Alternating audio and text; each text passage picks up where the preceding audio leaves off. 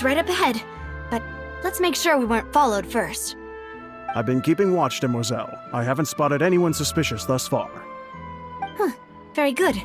But let's not let our guard down for now. I shall find rooms for our respected guests. Thank you, Malus. Now, let's continue, Traveler.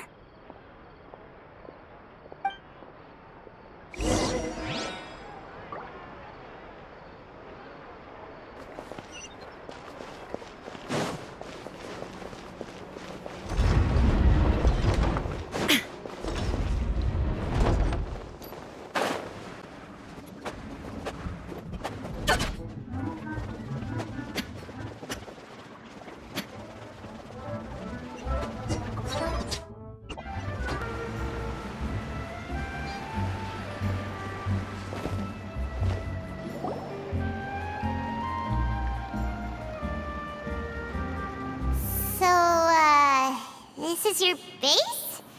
It's not quite what Paimon imagined. Your accommodations have been arranged. Under the present circumstances, I can confidently say it's the best we have.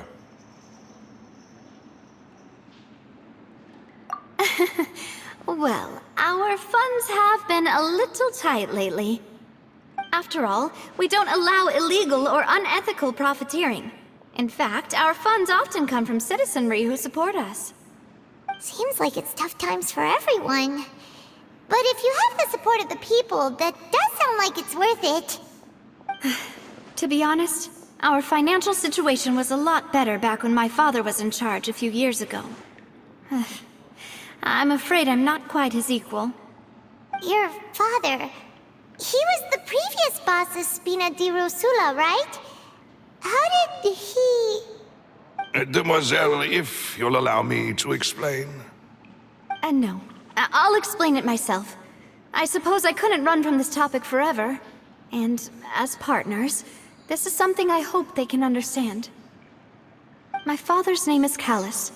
Yes, the same one they call Callus the Unfaithful in the streets. 3 years ago, he was accused of murdering his own friend. But he chose a duel to defend his honor instead of standing trial. He died in the duelist's ring. Oh no. But I do not believe my father was a murderer. I'm sure he was set up. At the time, I believed that if he only stood trial and was duly investigated, something amiss would crop up and prove his innocence. But strangely, he not only requested the duel himself, but rumor has it that even after being seriously injured, to the point where he could be deemed as having lost the duel, he refused to surrender, determined to die in the arena. 3 years later, I still don't understand why he did that. How could he protect his honor if he's dead? If anything, he gave up his chance to defend himself. The closest piece of info I have is that my father had been investigating the serial disappearances case at the time of his death. Ah, so that's why you're so determined to get to the bottom of that case. That's right. I've also tried to investigate the murder my father was implicated in, but I haven't found a single new clue in my countless reviews of the investigation records. However, I believe that if the murder case is related to those behind the disappearances, they must know something. I must know what really happened. Was my father coerced? Framed? Even if he really did kill his friend, I must get to the truth. If only he'd been more open with me when he was still alive. He even hid the fact that my mother died due to complications when giving birth to me. And now, here I am investigating his death. You really are a handful, aren't you, Papa?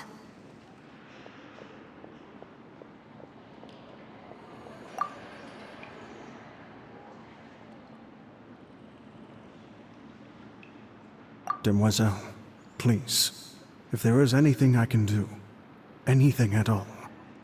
I also will never believe that Master Callus murdered anyone. There are none whom I respect more than the two of you, Demoiselle. Master Callus did so much good in life, yet all it took was one murder case for him to be dubbed Callus the Unfaithful. Even our supporters decreased greatly due to that incident, hence our strained finances at present. Wait, if Callus was such a good man, wouldn't people at least be a little suspicious when he was accused? No. Perhaps people just revel in that kind of drama. It's not something exclusive to people from Fontaine, really. Everyone's like that. People love watching the evil turn over a new leaf, but they also enjoy watching good people fall into an abyss from one slip-up just as much. But how could... never mind. If Callus was really falsely accused, we have to find the truth. He didn't deserve to have that happen to him. There is one other thing. Master Callus's opponent in the duel was Ms. Clorand. Oh, her? Well, then, isn't that as good as saying that she was the one who killed him?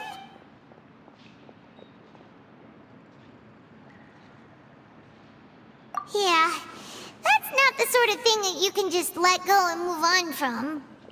Ms. Clorand has always placed great emphasis on the honorable nature of the duel. If her opponent doesn't yield, she will not stop either. She knew Master Callus beforehand and greatly respected him, but seeing how he was resolute in the arena, there was only ever one choice she could have made. It's not that I don't understand her at all, but I just can't deal with this yet. Don't worry, Navia. Paimon knows how you feel. You don't have to force yourself to do that.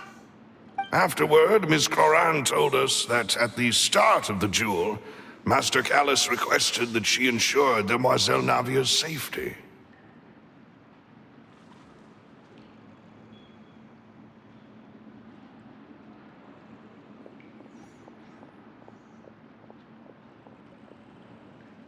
Yes, that is our understanding as well.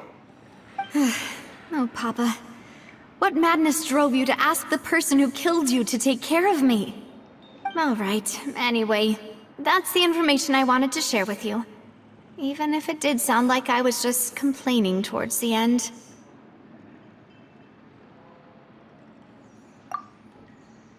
Thanks. You two should go and rest. This was quite a day after all. Yeah, Paimon's beat. Please, relax and get some sleep. We will ensure you rest soundly.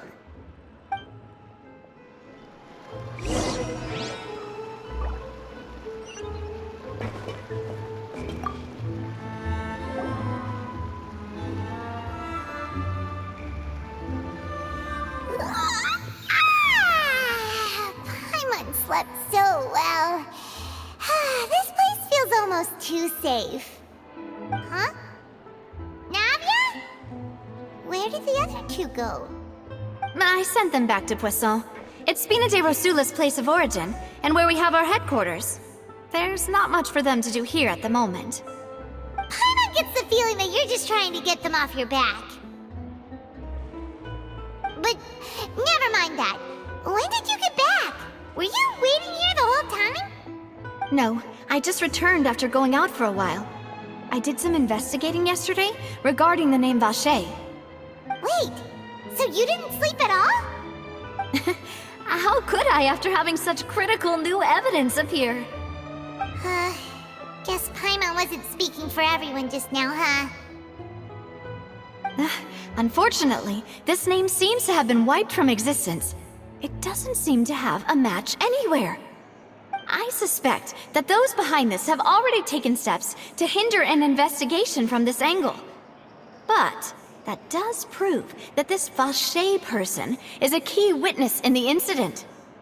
Does that mean we're too late, though? No. There is one ray of hope. One place in Fontaine that they would find almost impossible to threaten, no matter how much they wanted to. And that is the archives kept by Chief Justice Neuvillette. a place where detailed files on all the cases in recent years are kept. If the Oceanid you met is one of the young women who went missing recently, we should be able to find some related information there. So Nervalette maintains an archive of case files? Whew. Guess that's the hard-working Chief Justice for you. In that case, let's go talk to him, shall we? Aren't you coming along, Navia? Did you get tired? No, it's nothing. Let's go see the Honorable Chief Justice.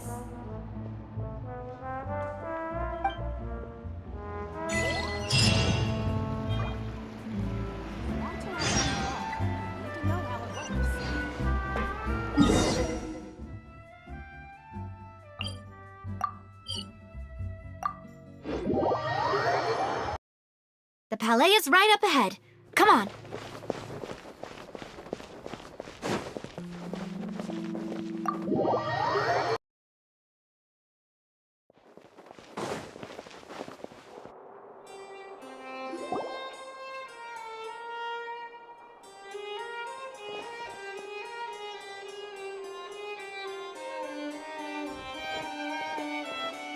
Halt! Please state your business here. The Chief Justice is presently occupied with official matters.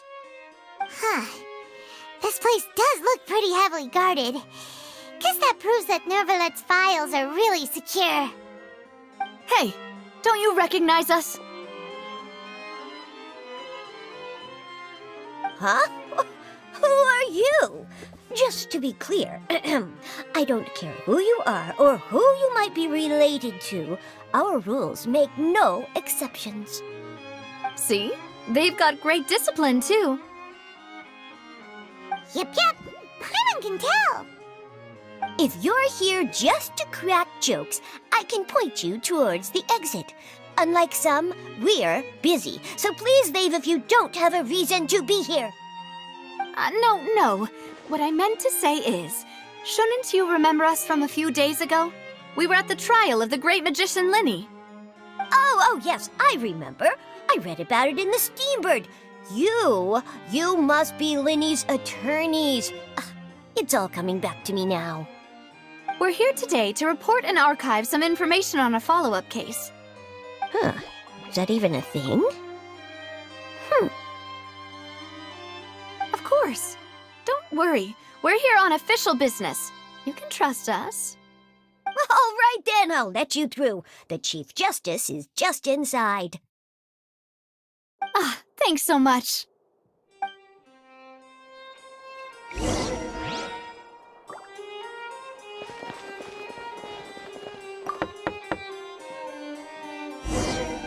Please come in.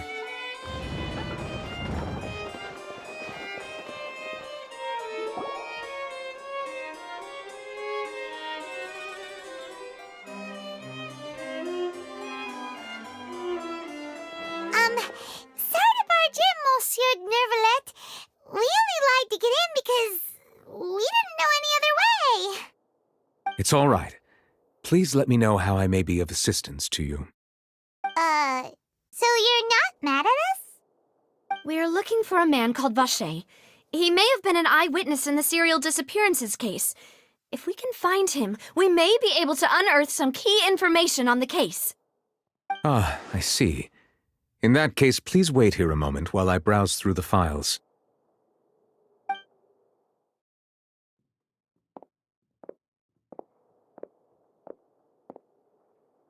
Who knew that Nervalette would be so easy to talk to?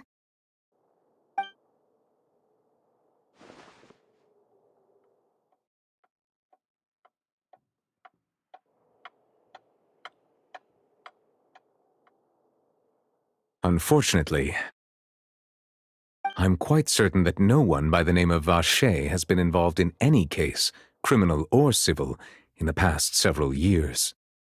There are no records of him either in the files or in my memory. Traveler, what if it was really just a dream? Is that so? All right then. Thank you so much, Monsieur Neuvillette. We'll take our leave now. Ahem.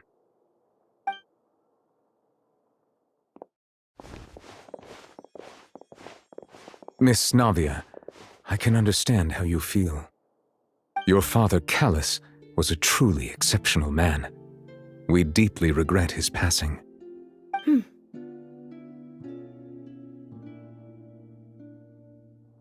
And what are you trying to say, Monsieur Neuvillette? Are you trying to console me? Extend your sympathy? Or just express some tendril of regret? No. You are not trying to do any of that. I can hear it in your voice. There's no emotion behind your words. You only said those things because you felt like you should.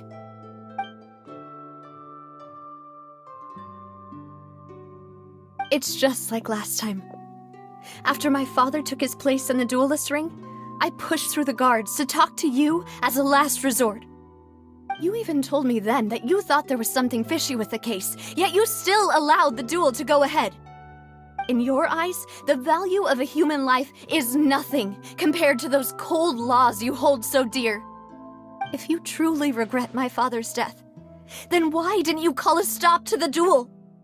Why didn't you give me the power to stop him from throwing his life away? Why did you just let him die, despised and hated by all? Everything was hanging on a thread at that moment. Just the tiniest effort could have changed everything. There are still so many things I never got to tell him.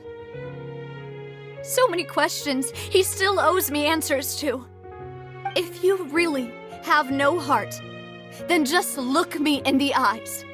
I, Navia, will show you the true meaning of regret.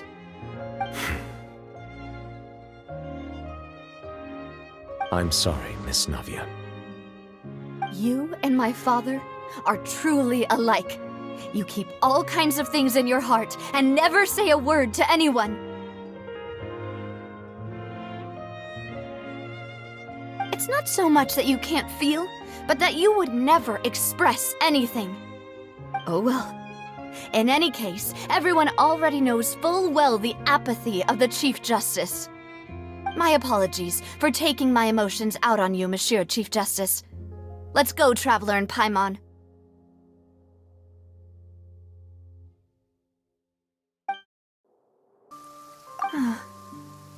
Rain. It's raining. You're right. Wasn't it still sunny when we went into the building? And there shouldn't be any active trials today. How strange. Now that I think of it, on the day my father was convicted of murder, it was also raining. What is it? Did you think of something?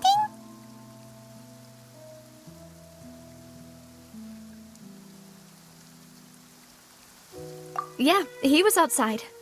It was uncovered and the rain could fall there. Why? Do you think the rain could have affected the crime scene? That thought has occurred to us before. We've even expanded the search area to try to account for that, but didn't find anything of value. Oh? Wait. You don't mean... So you're saying that the true murderer could have been turned into water and then got washed away with the rain? Yeah, and if that's what had happened, then no one would have believed your dad, even if he explained what he saw to the authorities. I really think I found a true genius for a partner. You're completely right. How did I not connect the dots earlier? All right, let's go to Poisson. With this new lead in mind, we'll get to the bottom of my father's case for sure. Yeah, we're gonna make progress for sure this time. Do you want to go with me now? Or do you want to head over by yourself later?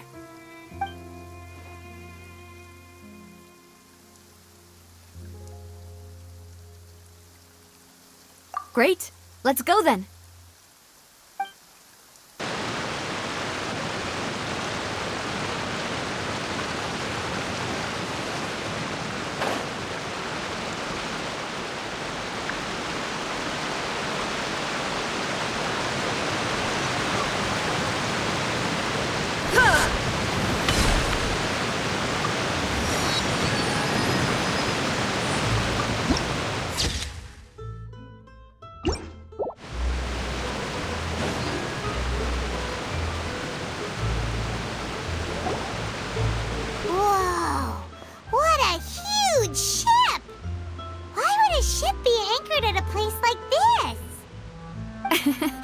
There's no need to be so surprised. While it may look like a ship, it's actually Spina di Rosula's headquarters. My father was the one who asked for it to be built like this. Perhaps our taste in exterior design is the only thing we occasionally had in common. A gigantic and glamorous ship embodies discovery, opportunity, ambition, and conquest. It symbolizes Spina di Rosula's bright and limitless future. And Paimon thought you were bluffing when you said Spina di Rosula had a glorious past. Paimon was confused why a group with such a history would live in the sewers. But now that Paimon has seen this ship for herself, she's been convinced. Well, Poisson is where Spina di Rosula began, after all. It's our main base, our home.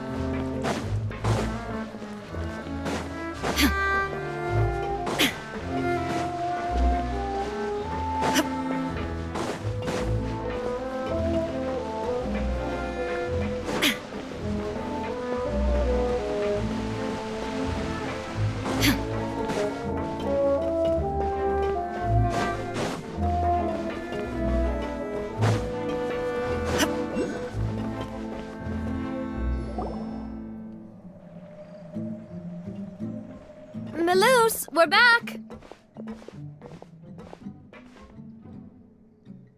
Apologies for the wait, demoiselle, and our most important partners. You said before that you still had some business at the court. What brings you back to Poisson so quickly? About that. It's because my partner here reminded me of something really important. You see, what if my father's case had something to do with water from the primordial sea? You still remember, right, Melus? On that night, it was raining? Yes, the case was quite similar to that of Mr. Linney's. Both were what you'd call impossible murders.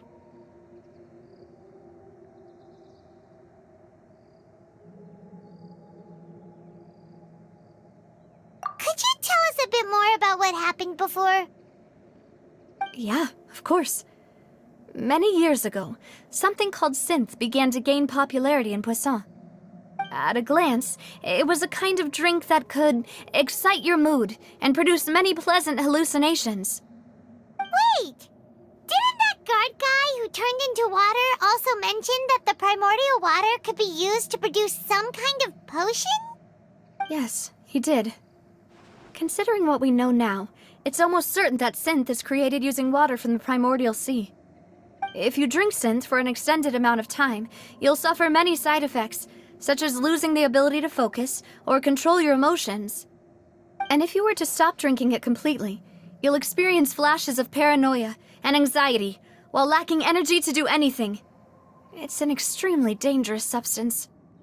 As he oversaw Poisson, my father was compelled to put a stop to synth abuse and called for a complete ban of it. Boss's uncompromising attitude incurred the synth vendor's wrath, but no matter how much they threatened or bribed him, he refused to yield.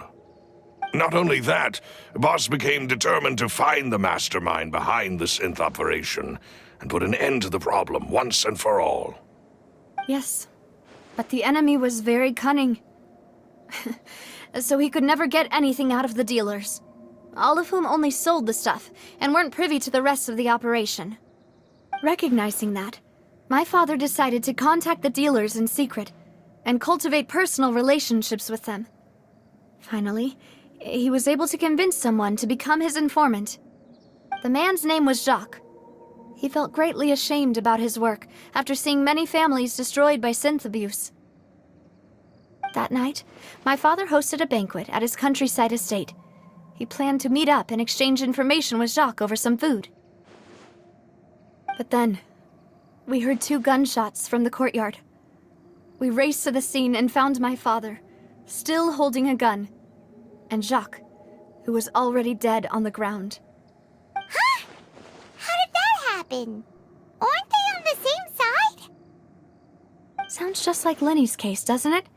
In both cases, the culprit seemed obvious, but neither appeared to have any motive at all.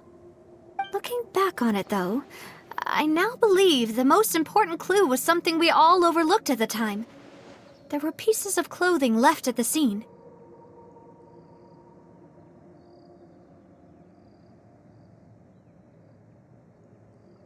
Precisely.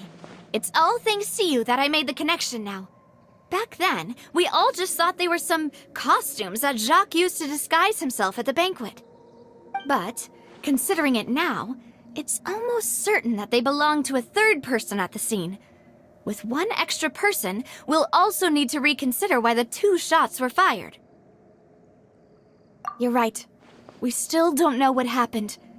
But my intuition tells me that we're on the right track to figuring it all out. I'm finally headed towards the truth. Jacques was an empathetic man who was infinitely remorseful for his past actions. It's unlikely that he turned on Boss with 0 warning. I think this third person is probably the key to the full truth.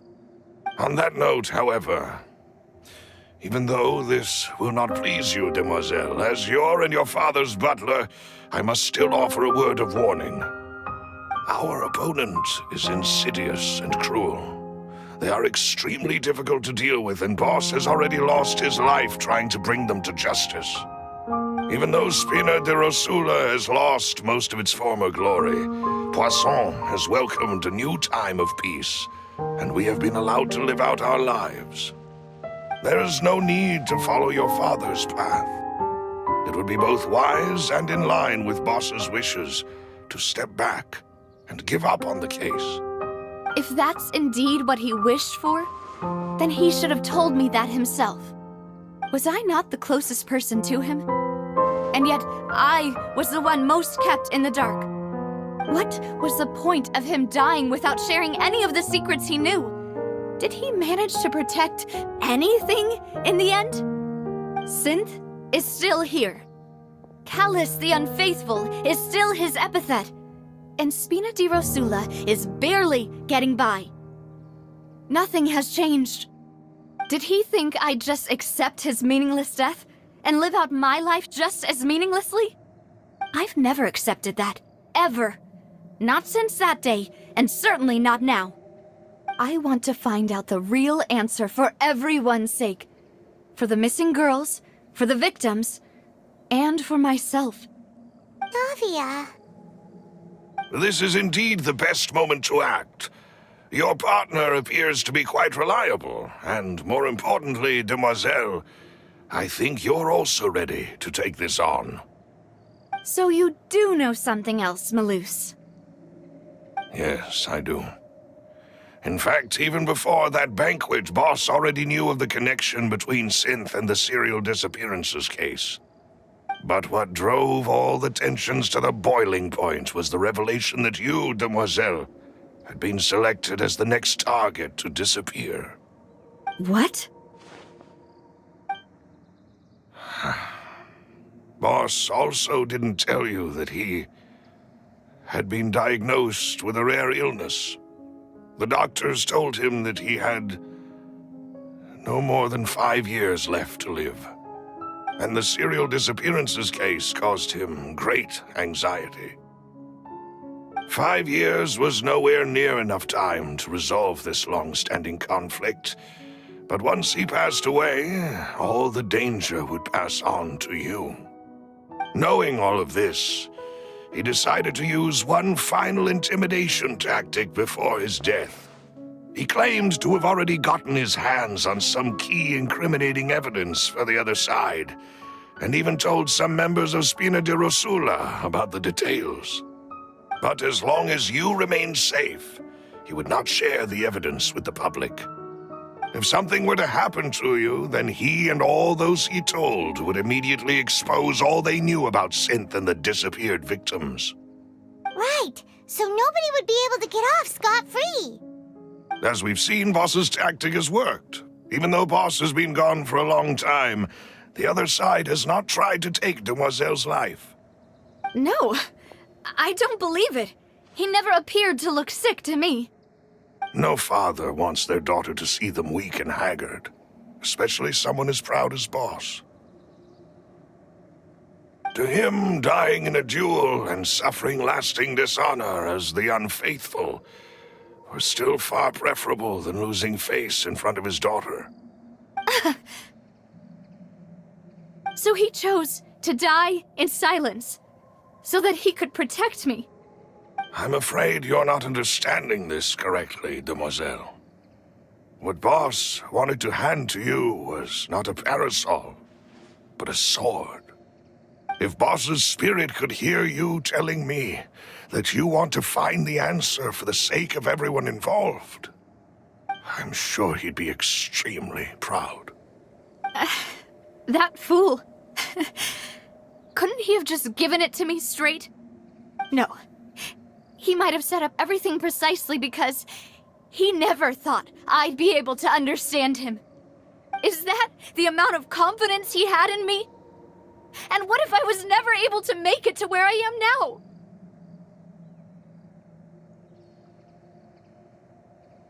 Yeah. I suppose that's true. With the way he'd set things up, if I had wanted, I could have just lived out my life without a care in the world. But thankfully, he rarely talked to me about complex matters, and thus understood little of me as a person. In this case, he really didn't need to give me an easy way out. Malus, what was the key evidence that he shared with you? It's the location where Synth is produced. Essentially, it's the enemy's headquarters. When he was threatening the enemy, Boss didn't share the specifics of the incriminating evidence he found. But if you want to use it against the enemy, you'll still have to take several things into consideration. Why? If we know where the place is, can't we just go storming in? You mustn't forget that we're fighting against a mysterious and dangerous organization that's been in operation for decades. There's no telling what might be lying in wait at their headquarters. We also have no idea what kind of evidence we may be able to find inside, nor what people we may be able to capture. But a single visit to their headquarters would be tantamount to a formal declaration of war. The worst case would be that we leave empty-handed, but also open ourselves up to full retaliation. Then, in that case, why not work with the Fontaine authorities? Well, you saw one of them dissolve during Mr. Linney's case. We have no idea just how thoroughly they may have been infiltrated. That's true. Seems my father really had no choice. But things are different now. It should be a lot easier to prove the other side's guilt, now that we've connected Synth with the disappearances case. You sound like you've put a lot of thought into this, Malus. I am the butler, after all. I live but to serve the boss and Demoiselle's will. I've always been willing to take on any kind of risk for your sake.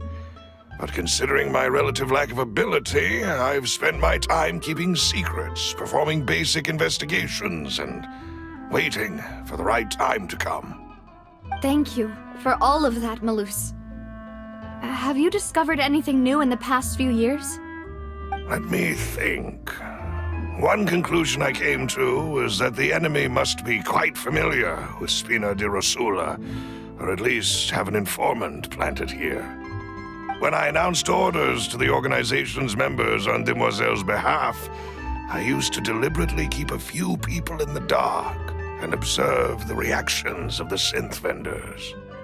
If the vendors didn't change their plans, then the individuals informed of our orders must be innocent. If the vendors packed up and fled, however, then someone must have given them the news. After several rounds of testing and investigative tracing, I've narrowed the suspect list down to 3 people. The first is Florent, Spina di Rosula's senior advisor. Huh? Florent? Yes, surprising, isn't it? He was one of the people Boss trusted the most, which also means that he was someone who understood Boss really well. Thanks to his position within Boss's innermost circle, he always knew our upcoming plans and could thus avoid capture this whole time. There's someone else like him too. Marcel, the head of Confrérie of Cabrières. Uncle Marcel. It's a guild in Poisson. Boss helped it to grow to its current size and prominence. In the beginning, they were only reselling some daily goods, but now they're one of the richest guilds around with a lot of business connections in the city.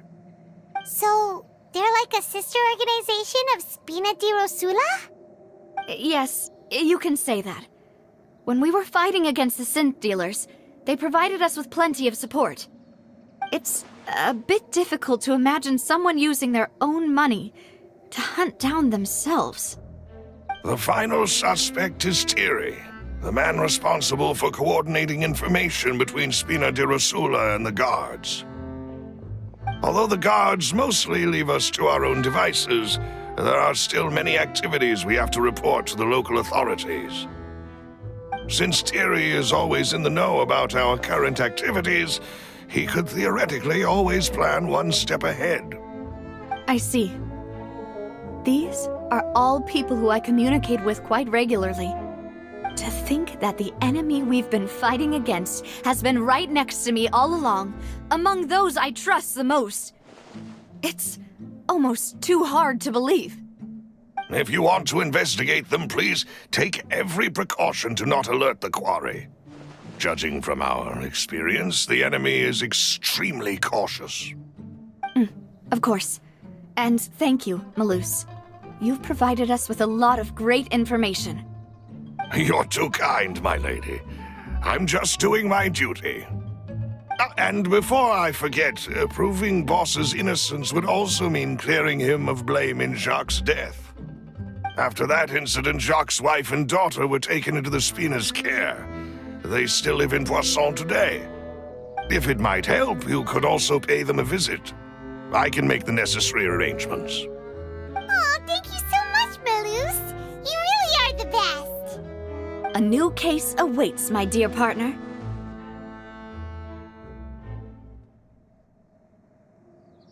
I hope we can work together to uncover the truth and end this case once and for all.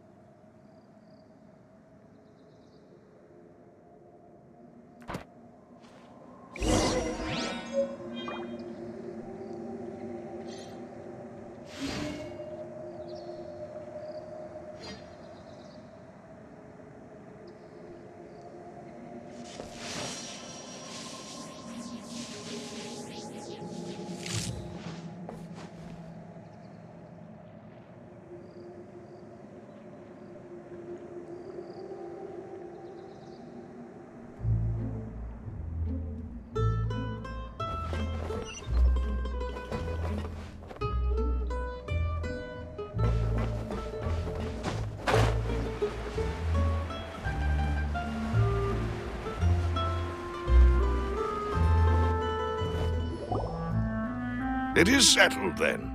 Please excuse me, and enjoy your conversation at your leisure. Thank you for arranging everything for us, Malus. Excuse me, miss. Do you need anything from us? Hey,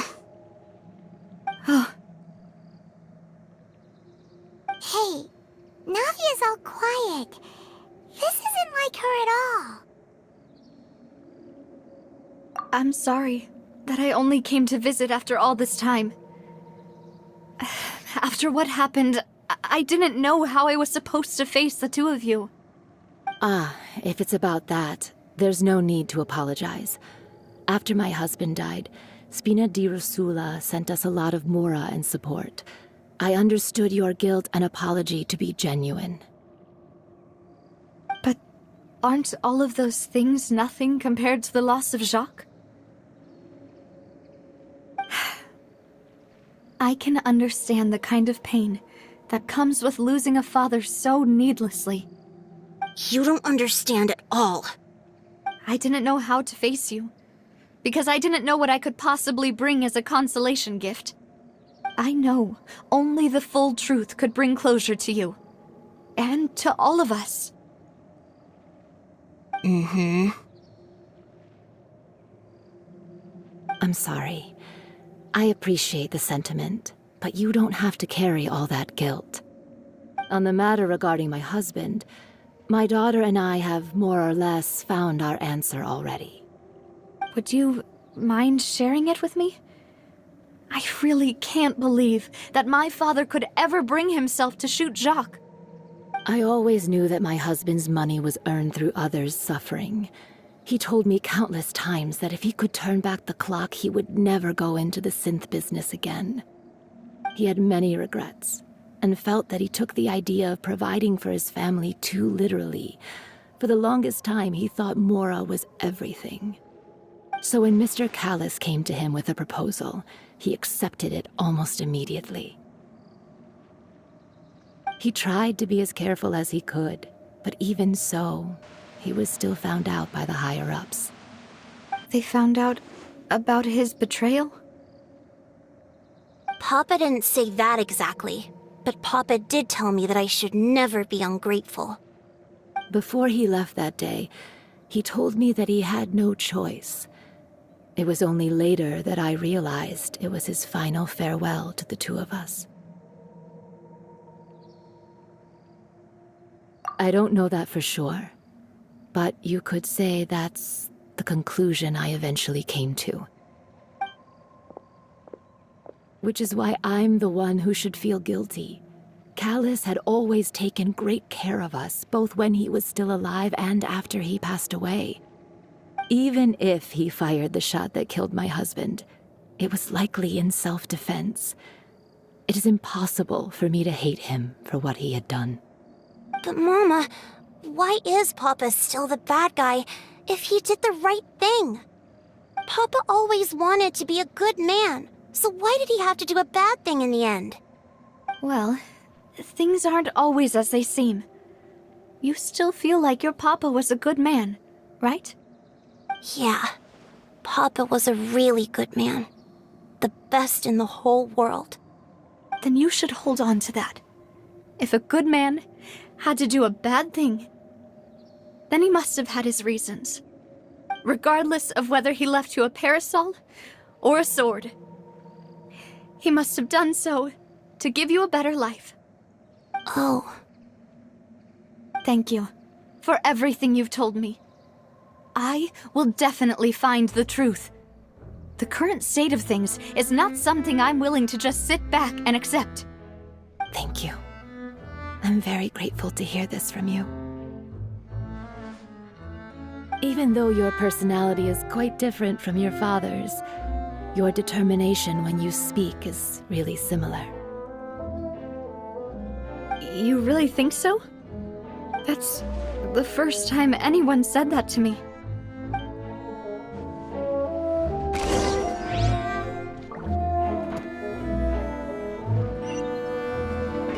Are you okay, Navia? I'm fine. Don't worry. Let's investigate the 3 suspects next. Laurent should be nearby, and we should be able to find Thierry and Uncle Marcel. Greetings, boss. How may I be of assistance today? I'm sure you've heard about what happened at the Opera House. Someone got turned into water right in front of us. Yeah, I've heard. With something that dramatic, I'm sure journalists will milk it for all it's worth. And it'll be all the talk for the next several weeks. It also reminded me, on the day that the incident happened with my father, it was raining outside, and we found some clothes left at the scene. After my partner here put the dots together for me, I feel like we should try to reopen his case. Can you do me a favor and try to recall what happened that night? Let me think. Mr. Callus was feeling pretty upbeat that day. So he was drinking and bantering away with us at the table. After that, he told us that he wanted to go get some fresh air. So we let him go without thinking much of it. Who knew that we would hear 2 gunshots ring out right after? My first reaction was that Mr. Callus's life was in danger. So I grabbed my holster and made a mad dash toward the scene. But when I got there, it was already too late. Mr. Callus was standing over a dead body with a gun in his hands. All we could do was look back and forth at each other, not knowing what to say. So you also remember 2 gunshots then? Indeed. The guards said that the first shot didn't hit anyone, while the second killed Jacques. But I've never really bought that explanation. Reason being, Mr. Callus had left his gun on the table. I even made sure to confirm that before running to the scene. But according to the guards, that doesn't mean he couldn't have had other guns on his person. About the clothes left at the scene that you mentioned, do you think there was a third person there who was turned into water? At least from our perspective, my father had no reason to kill. So he would also have no reason to bring an extra gun with him. The gun he was holding probably belonged to Jacques, or a third person on the scene. Yeah, that makes a lot of sense. So you're saying Mr. Callus ended up with the gun because he seized it from one of the other guys? But hold on. If that's what had happened, then why didn't he share the truth with any of us? He didn't even want to face the Oratrice machine, and chose instead to prove his honor in a duel.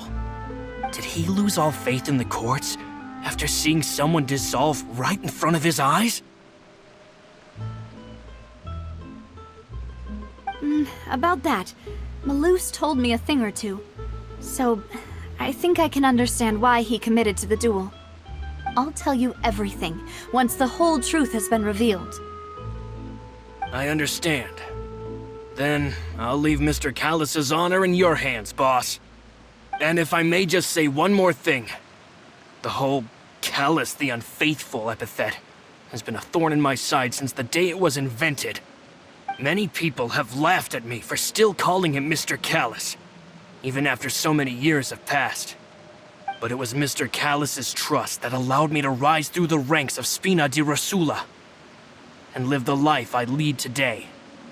No matter what others might say, he'll always be the man I respect the most. And he'll always be my boss. Don't worry. I will definitely find the truth. You and all our other comrades at the Spina deserve to know the truth as well.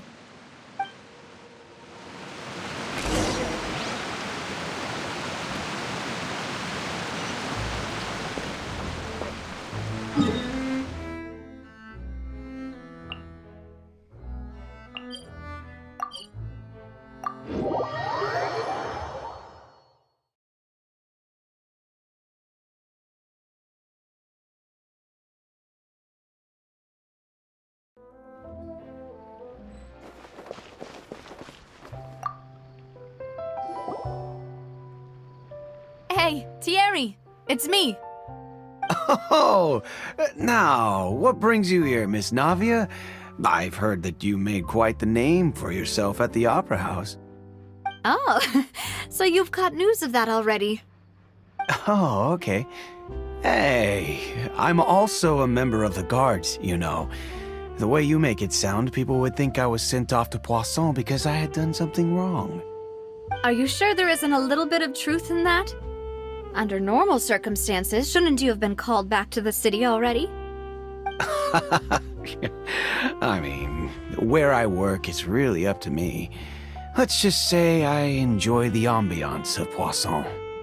Callus did a fantastic job running the town, building Spina di Rosula from the ground up and clearing many obstructions in my way. It would be next to impossible for me to find a similarly easy but high-paying job in the city. Anyway, enough chit-chat. Are these two friends of yours? You, here for some formal business? Yes. These two are my partners. What happened at the Opera House made us realize that Linny's case and my father's may be related. We're trying to reinvestigate the details of my father's old case. Ah, I get it. You think there might be more to the case now that we know people can be dissolved into water, right? I was also flabbergasted when I first heard of it. If you want to go through the original files from your father's case, I can help you look for them. That'd be much appreciated. Thank you. Actually, I have another question. Do you have the authority to dispatch Gardamex?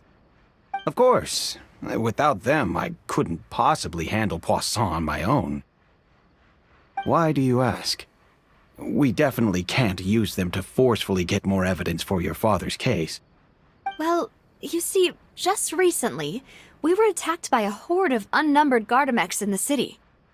So, if you hypothetically wanted to do something against me, all you would need to do is get rid of the mecha serial numbers and send them after me. Then you think too highly of my abilities. Dispatching mecha is very different from controlling them. If I had to make an analogy, when you order a dish, the chef will make it for you. You can ask the chef to cook, but not to massage your shoulders or carry your baggage. If you try to make unreasonable demands, the chef would just think you're out of your mind and ignore you completely. The same goes for me and my Gardamex. Removing a serial number is also not as easy as you might think. There are a lot of complex steps to it, and it's almost impossible to keep it a secret. So I can promise you, those mecha were definitely private units. They're certainly not cheap. So, whoever their owner is must be super rich, powerful, or both. Now that you mention it, though, being in the synth business would definitely be profitable enough to afford this. Oh, then you're officially in the clear, Thierry. Oh, thank you for the vote of confidence, Navia. Jokes aside, I'd like to wish you all the best with your investigation. I'll be staying in the city for a little while, so just come find me if you need any support from the guards.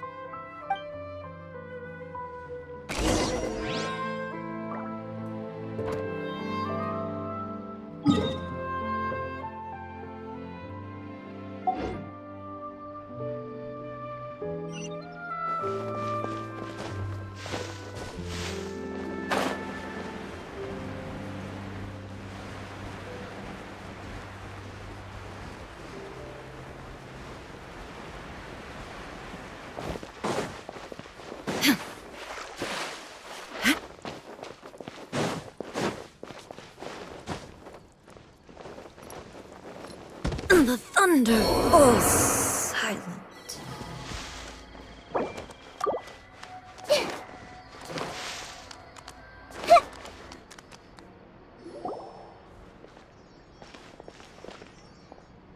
Hello. How may I help you? I'm here to see Marcel. Could you please let him know?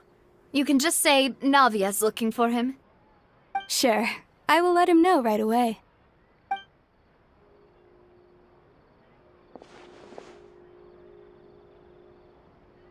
Navia, hello. Sorry to keep you waiting. I'm not as young as I used to be, so my legs are giving out a bit. Oh, it's all right, Uncle Marcel. There's no need to stress. I just wanted to talk to you briefly about what happened in the Opera House. I'm sure you saw everything too, right? Yes, I've never seen anything so strange. Oh, you were at the Opera House too? That's right. I went there with Navia to see the magic show. Who knew it would turn into a whole murder mystery? I also witnessed your marvelous sleuthing work. Quite impressive. To beat the Hydro Archon at her own game on her own turf, I can already imagine everyone in Fontaine discussing your exploits over a few glasses of wine. Oh, Paimon doesn't want to become the talk of drunkards. Apologies. It's just how Fontaine is as a nation. Everyone loves drama and theatrics. Uncle Marcel, you've also noticed that other thing, right? The fact that humans can dissolve in water? Yes, I was reminded of your father's case right away. Is that what you're investigating now? Exactly. I still don't have much solid proof, but I can sense that the other side has already begun to act. Oh, and what makes you say that? We were attacked on Araneus by some unnumbered Gardamex.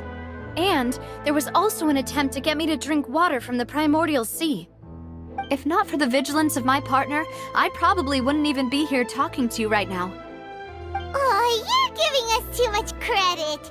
Wasn't it you who protected us? Alas, it seems things are heating up again.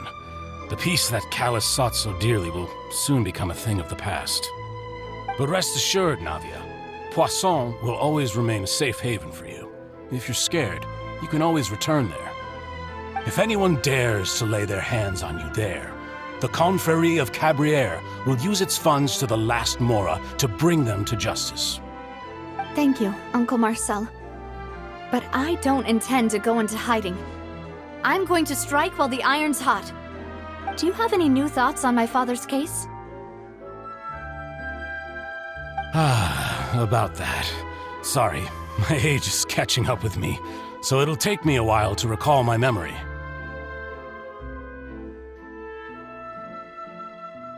The Confrérie was responsible for that banquet, so I was out and about the whole time making sure things were running smoothly. I didn't even have the time to drink with the guests. Then I heard the sound of a gunshot, and the rest was history. Oh, it's okay. No need to push yourself. We'll ask around some more, see if there are any valuable clues elsewhere. Sounds good. Just let me know if you ever need Mora. All my wealth comes from Callus's patronage and support. I'll spend however much it takes to clear his name.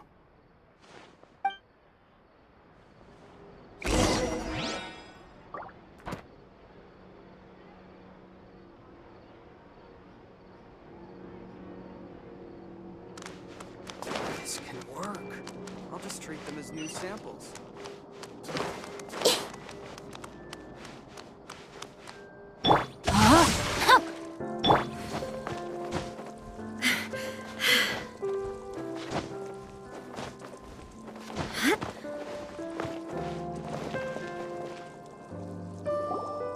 We've talked to all three suspects, purely based on their conversations with me. None of them sounded particularly suspicious. I suppose that's to be expected, though. If a single conversation's all that's needed to find them out, then my father wouldn't have needed to investigate the case for so many years. Anyway, even though we didn't make a breakthrough, let's still compile what we were able to find. But where should we start? Ah, you're right! Flora mentioned that Callus probably only ended up with the gun because of circumstance. That makes sense. According to Jacques' family members, he already told them that he had been discovered, and that he had no choice before he left home that day. If I had to guess, he probably received an order from the synth boss to kill my father. Had he refused, he and his family's lives would have been forfeit. So, Jacques fired the first shot?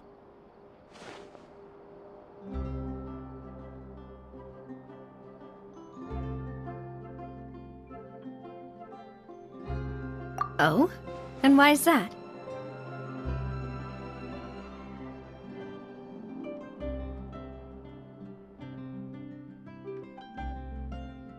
Ooh, that's a good point.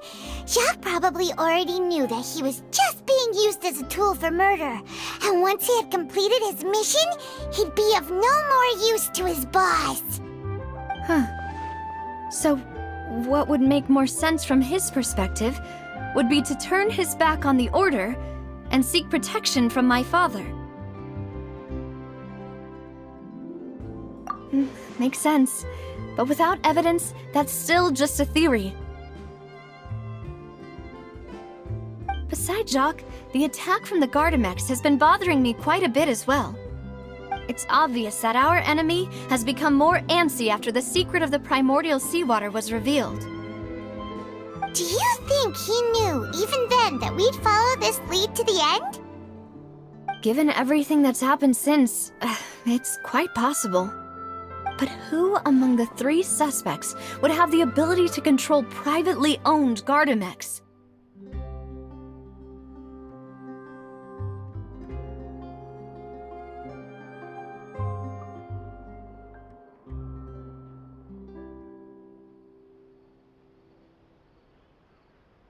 Uncle Marcel? My father did really trust him. And they worked together on a large number of projects. Maybe that's how he got to know Jacques.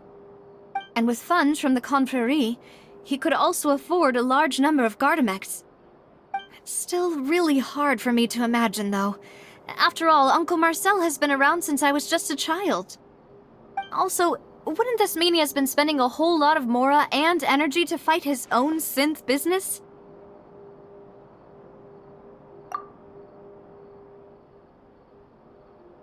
Thierry, you say?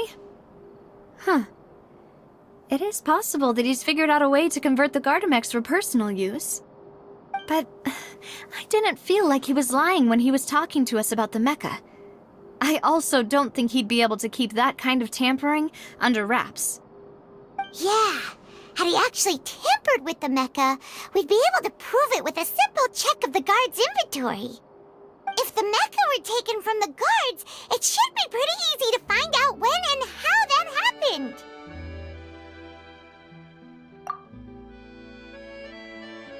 Florent? It is true that he was closest to my father, and thus had the best chance of learning about his dealings with Jacques. But as Spina di Rosula's advisor, his work mostly deals with personnel and security, so he shouldn't have much means when it comes to finances. So you're saying he's too broke to afford a mecha army? Exactly. He can't.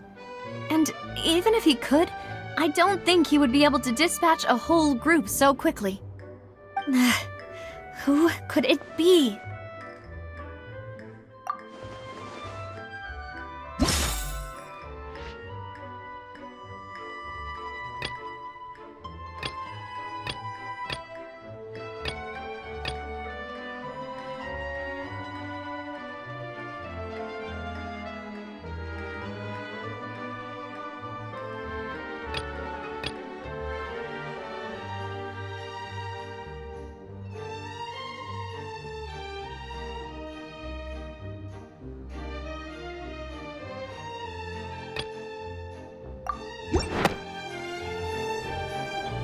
You know, if you think everything through, Uncle Marcel is indeed the most suspicious of them all.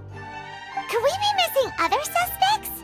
Malus didn't know about the people turning into water thing when he narrowed it down to these 3, did he? Malus has always been very reliable, and his judgment of others' trustworthiness has been fair and well considered. When he laid out his case for the 3, the rationale he gave me made a lot of sense as well. The suspect is knowledgeable about the Spina's internal affairs, has the means to dispatch Mecha to assassinate us, and possesses significant intellect and foresight. Even if I don't want to believe it, I'm starting to see how things could all tie back to Uncle Marcel. Well, we still have another trump card on top of all the theorizing and speculating. Yes, Malus did say that charging straight in there would be extremely risky, but we don't have any other options right now. We need far more solid proof before we can hope to go charging in on our enemy. Navia, here you are. Oh, I've been looking for you. Huh? Aren't you the guy from the guards? Did something happen? Yeah. News came from Irenaeus just after you left. we've got another trial on our hands.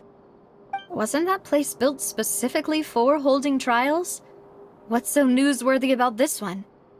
I know. But they said the person they're putting on trial is a Fatui harbinger called Tartaglia. What? Is that someone you know? Yeah, we know him. Maybe even a little too well. Well, he's been accused of being the true culprit behind the serial disappearances case. It's absurd, don't you think? Wait, how? None of our investigations have had anything to do with him. That's what I thought was strange about it, so I came to tell you the news right away. If the charge against him stands, then it'll be next to impossible to get the guards to support any of our planned investigations.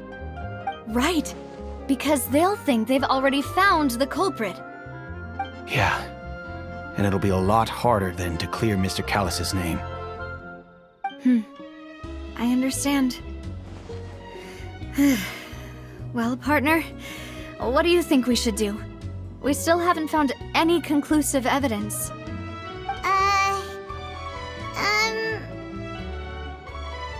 Huh? Split up? What do you mean?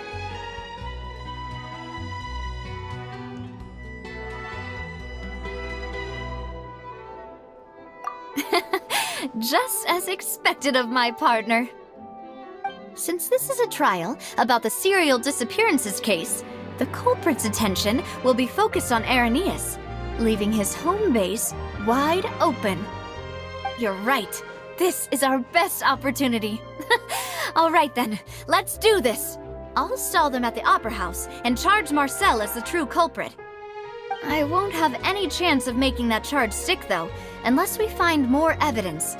It'll be up to you to make it back in time and hand the decisive evidence to me. We'll help you, just like you helped us in Linny's trial. Demoiselle, please allow us to accompany you. I'm ready. Ah, Malou, Silver, when did you two get here? We heard that you'll be leaving Poisson and figured that you might require our assistance. It's our hope that your confidence will be bolstered with the two of us by your side. Thank you so much. Then, let's make haste for Irenaeus. Paimon, Traveler, I'll see you at the Opera House. See you then!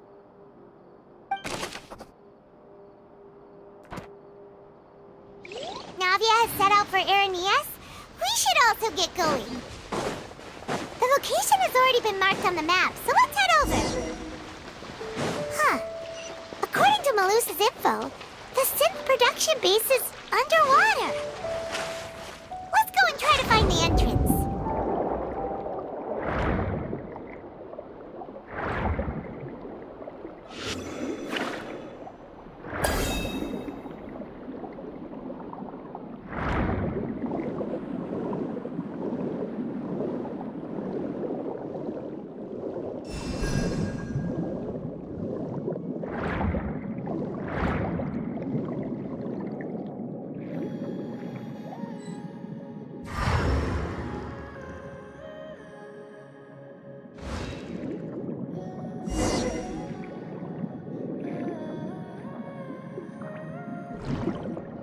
Finally found it!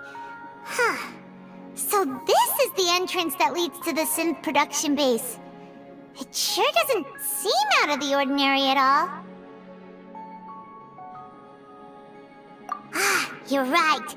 An important place like this is bound to have a ton of protective measures and mechanisms. Navia's probably arguing up a storm right now to stall for us.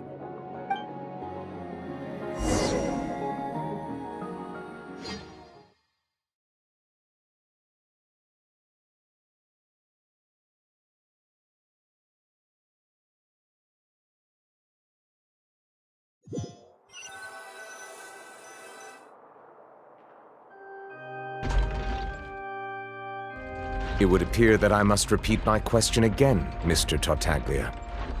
Do you accept the charge that you are the true culprit behind the serial disappearances case? To be perfectly honest, I don't understand your country's complicated court system, or the reason why I'm being charged with something I've never even heard of. However, I did hear that people who have been charged can choose to participate in a duel to clear their name.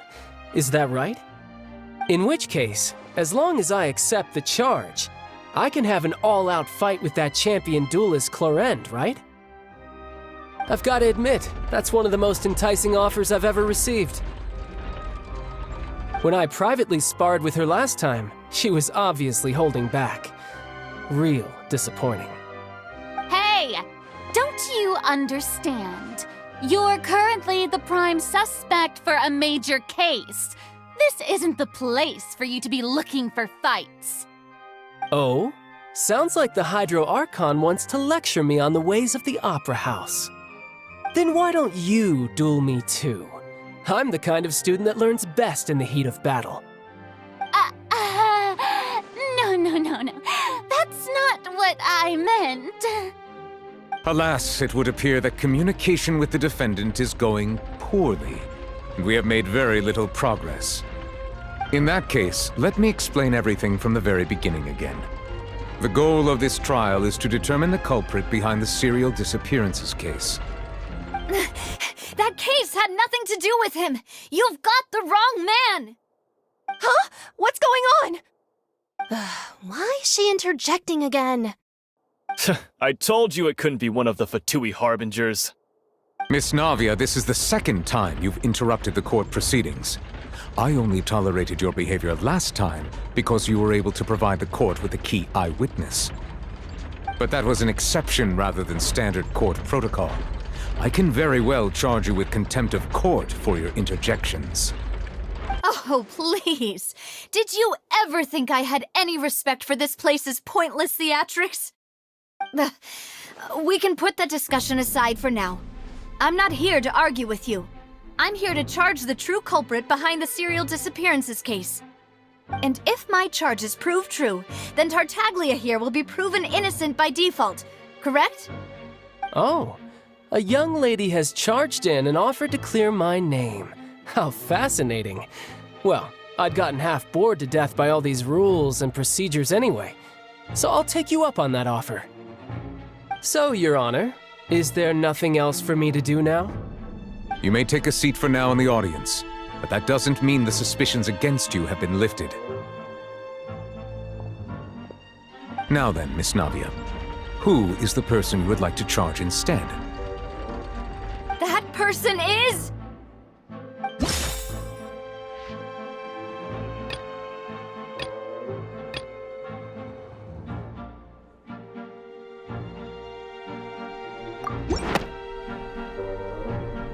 Marcel, the head of Confrérie of Cabrières!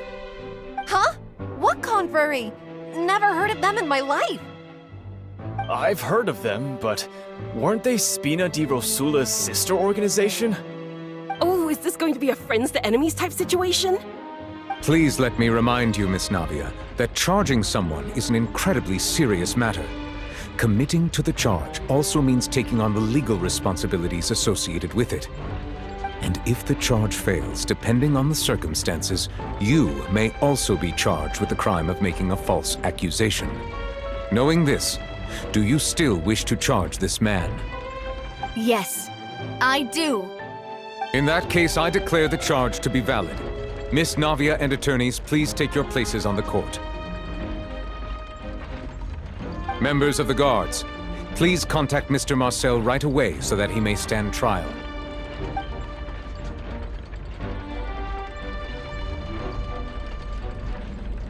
Mr. Marcel, you will not require an attorney. Is that correct? Apologies. It all just happened so quickly. I still haven't figured out what's going on. I think an attorney won't be necessary. This is probably just a misunderstanding between me and Navia. Very well. In that case, since both sides have now arrived, Miss Navia, please present your charges. I would like to take everyone back to 3 years ago, to the case of Callus the Unfaithful.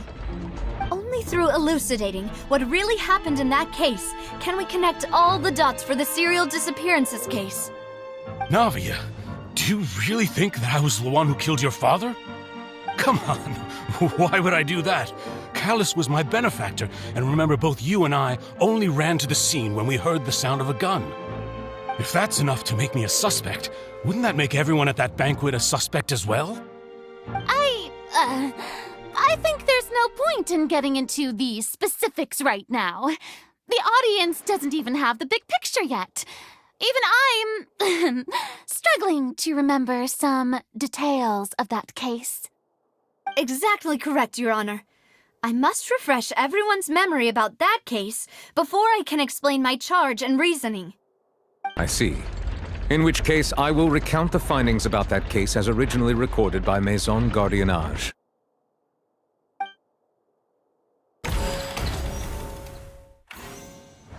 On the day of the murder, Spina di Rosula hosted a large banquet in a countryside estate owned by the Confrérie of Cabrières.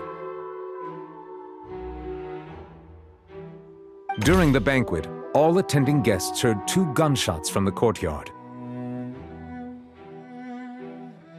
When the guests arrived at the scene, they found the primary suspect, Callus, holding a gun, while his acquaintance, Jacques, lay dead from a gunshot wound.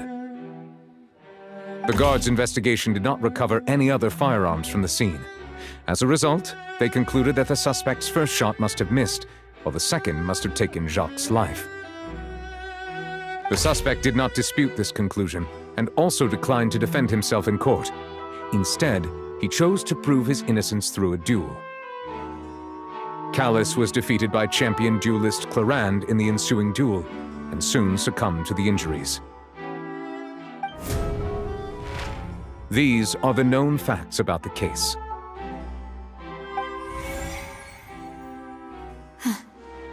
The one with the motive to kill was Jacques, not my father. And even so, Jacques still had no reason to pull the trigger. In truth, the third person shot Jacques first, and was shot in turn by my father when my father seized the gun from him. After that, the true culprit turned the third person into water, erasing all traces of him from the scene. Thank you for the summary, Your Honor.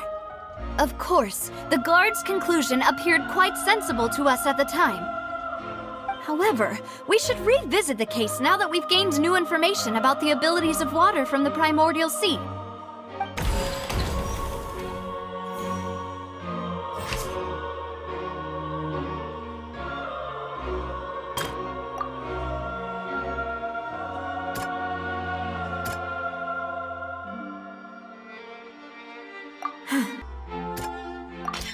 A pile of clothing was found at the scene.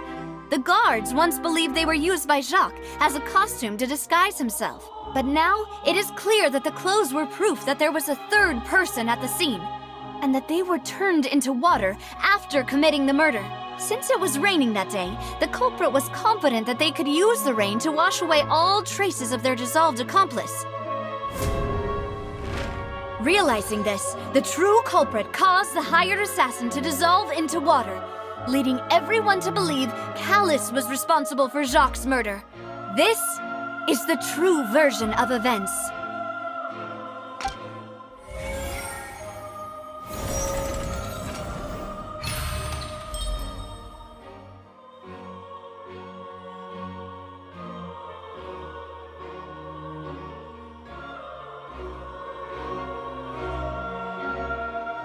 So that's what happened.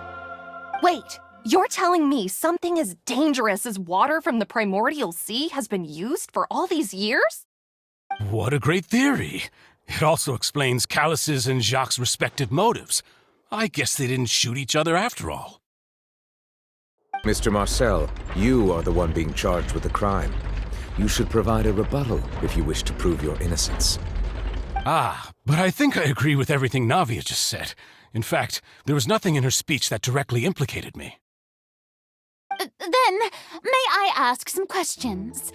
In my opinion, we primarily need to determine 2 things.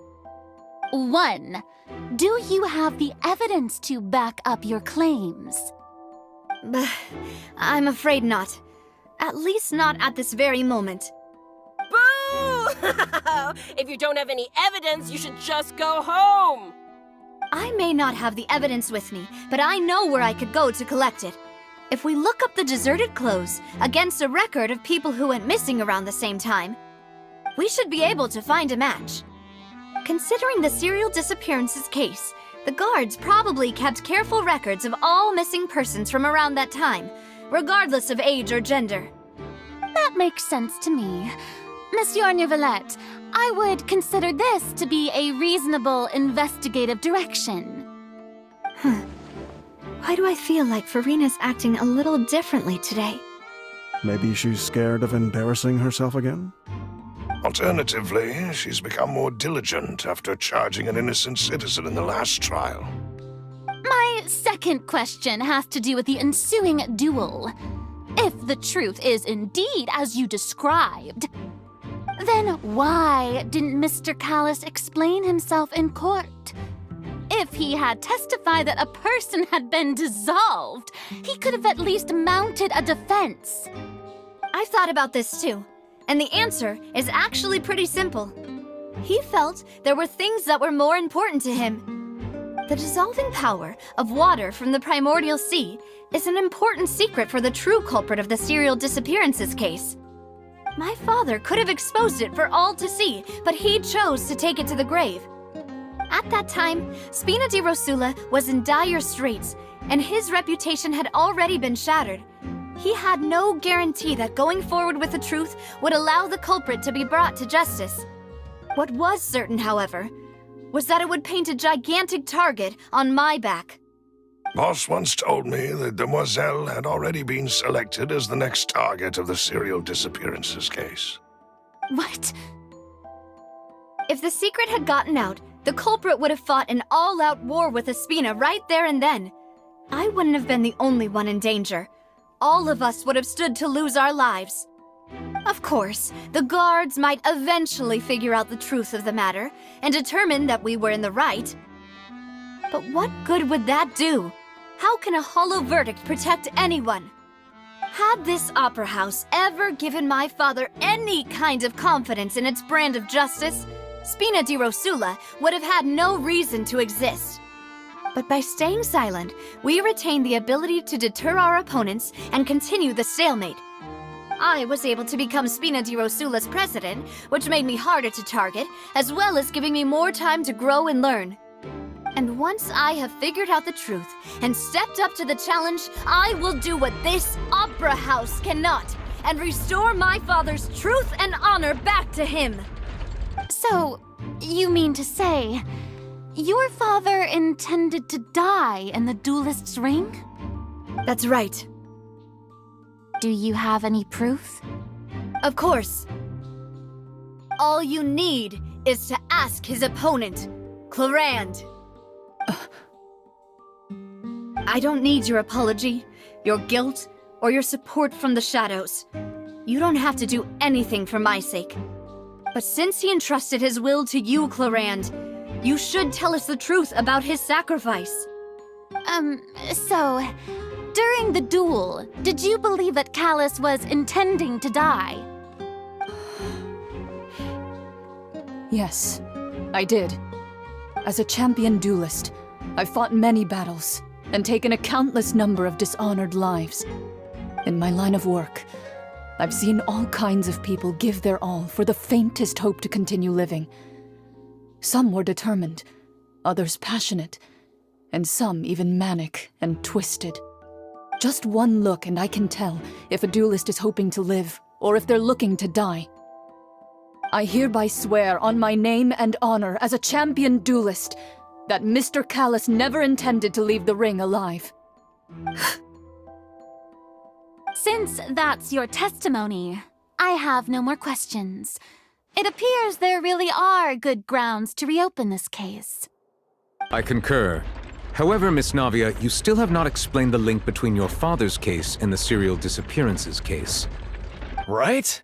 What she said was fascinating, but kind of beside the point. Wait, weren't they just talking about the serial disappearances case? Of course, Your Honor. The two cases are connected via a matter of timing. In my father's case, the culprit intended to kill both Jacques and Callis. As a result, they planned to act after hearing 2 gunshots.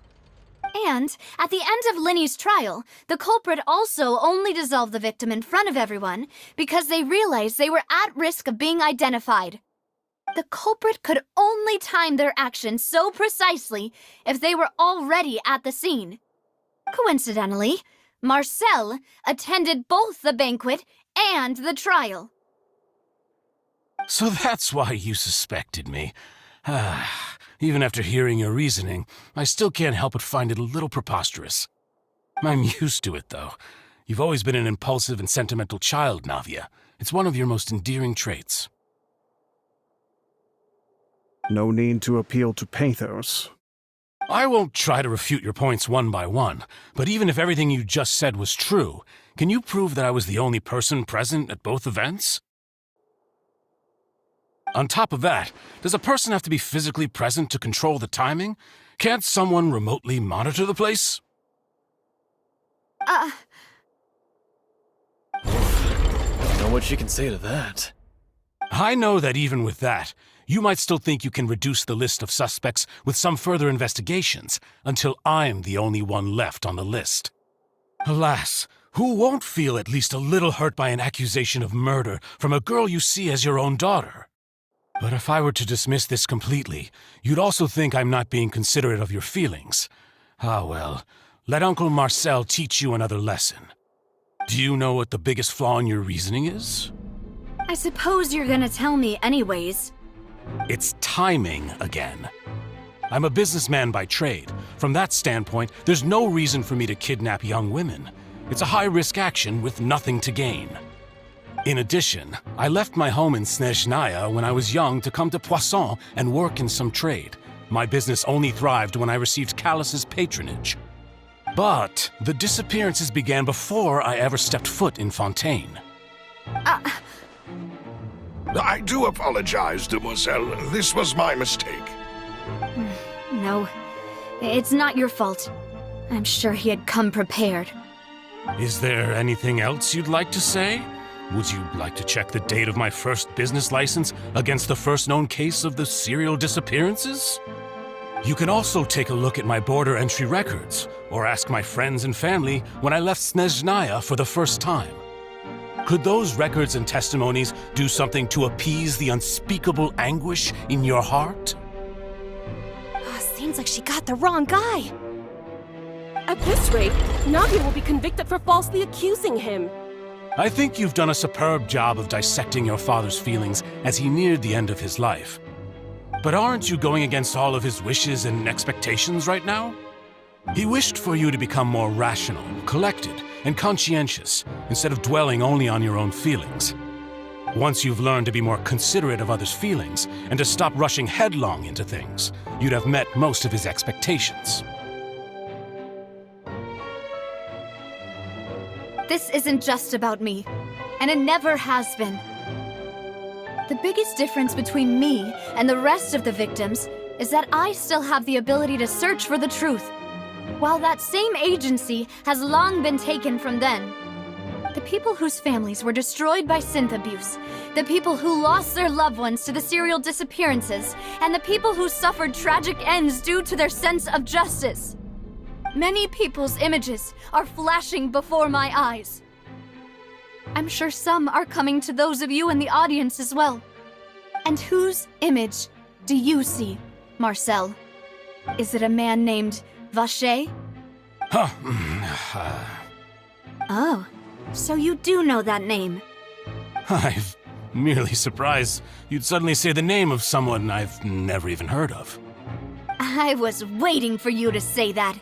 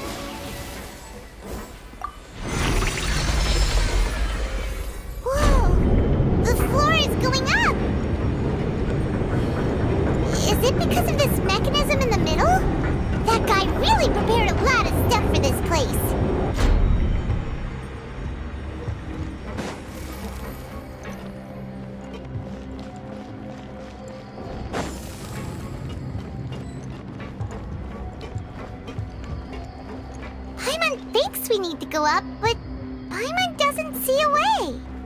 Let's take a look around. Maybe we'll find a hidden mechanism that'll show us the way up.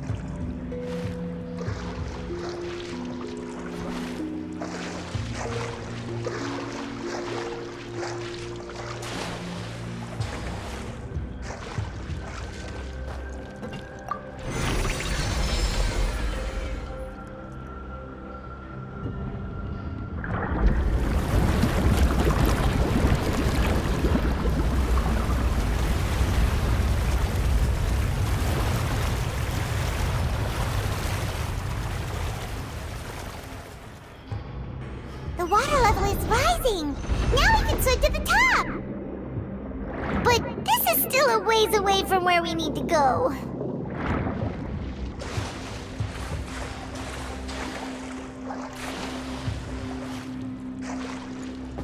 Go! Phew! Shine down! Rain outlines your fate.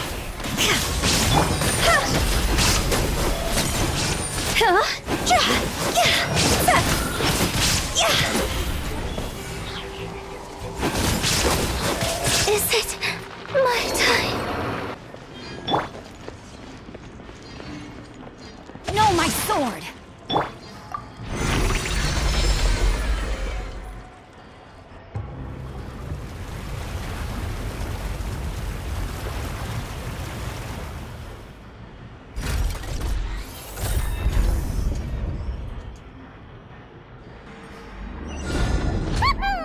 Now the path is clear! Let's go!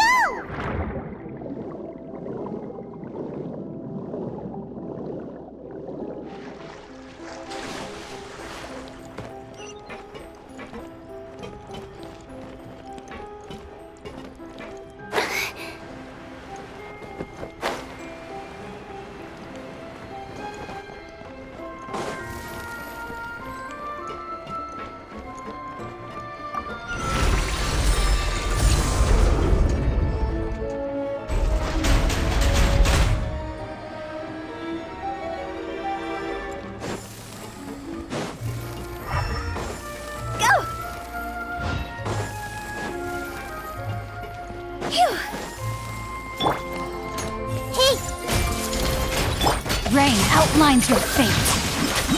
Witness the power of Gugwa. Make yourself a move. This may turn a little. Shine down!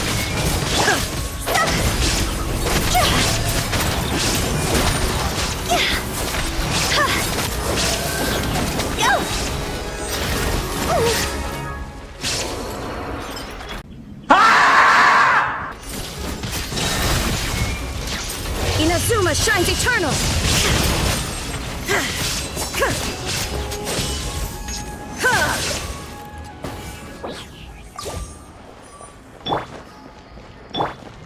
No, my sword!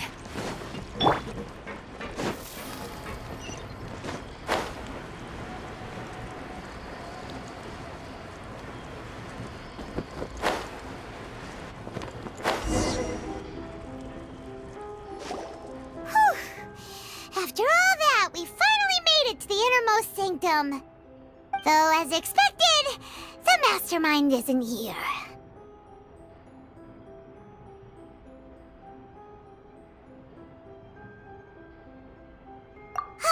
That's right. Then let's hurry up and find some evidence so we can get back to the Opera House and help Navia!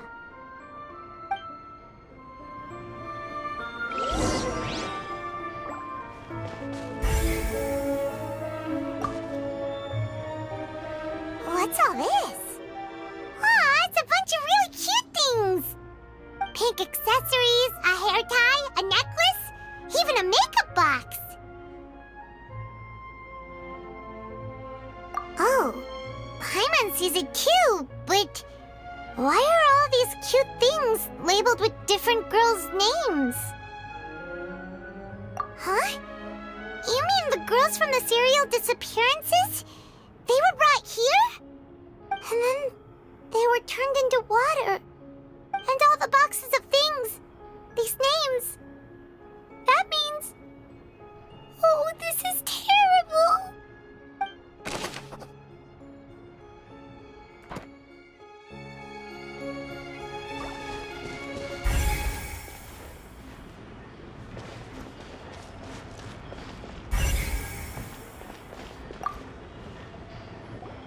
Whoa! There's so much synth here! And so many bottles of ingredients that probably just contain the waters of the primordial sea. Mixing in progress. Ready to drink? Stock sample? Huh. They've also got all the synth pretty clearly labeled. Whoa! There's even fruit-flavored synth? Yep, it's super obvious.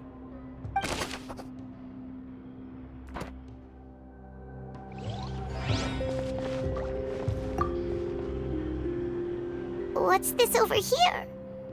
Looks like some kind of place for research.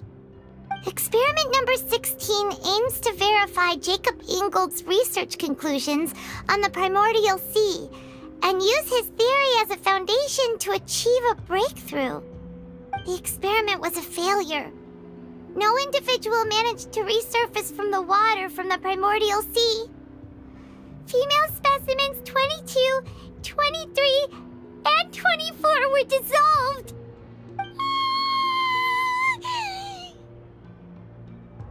Sorry, Traveler. Paimon will try her best.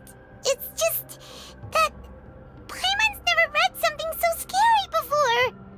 How can someone write something that terrible in such a matter-of-fact tone? You read the rest. Paimon's too scared to keep going.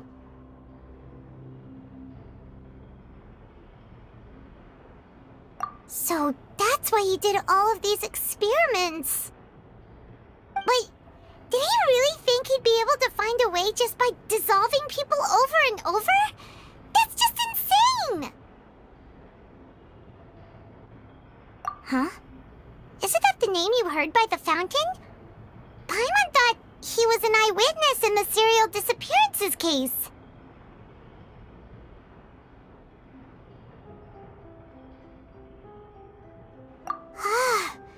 You mean Vache is the one who did all of these...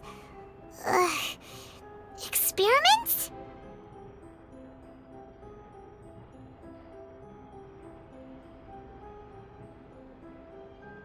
So that's it!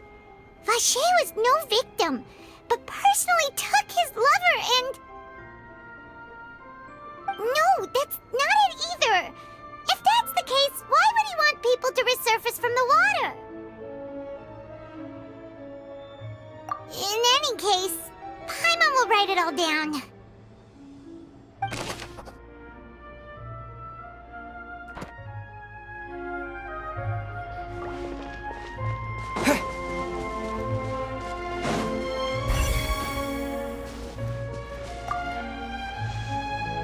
Oh, look! There's an important-looking basin over here, and it's full of water! That means this is where they make all the synth! And that special water is the main ingredient! If you dilute it with normal water, you'll get synth, but the pure stuff can dissolve a human! Paimon will take notes on this incriminating evidence.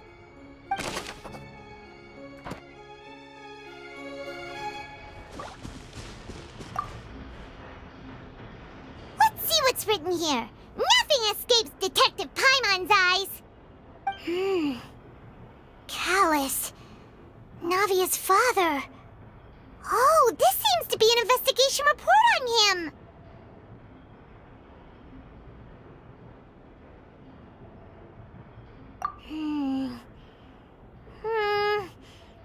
Yep, it's about finding someone to assassinate Jacques and Callus because of a lack of confidence that Jacques himself would go through with it. presence of the third person, right? We still have not determined the exact content of the key information Callus has passed on to certain members of his organization. The old dog's a real menace to deal with. Even if he abides by the promise he's made to us, he will still have the upper hand. He can act whenever he wants to make our lives miserable. The only option left is to remove him from the picture entirely. I concur. Let's send someone to kill him. He won't declare war as long as we don't touch Navia. Oh, seems like we've got a bunch of correspondence between the higher-ups. They're all just so evil.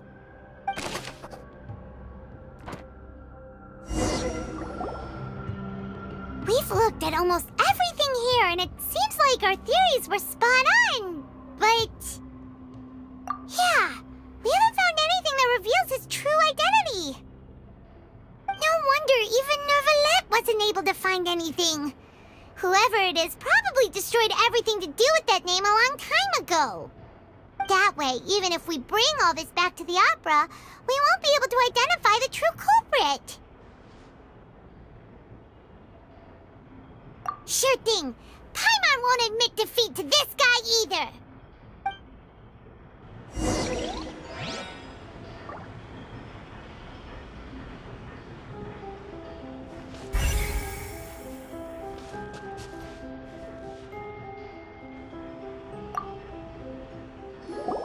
You take that side and Paimon will take this side. Check everything carefully. We'll find something for sure.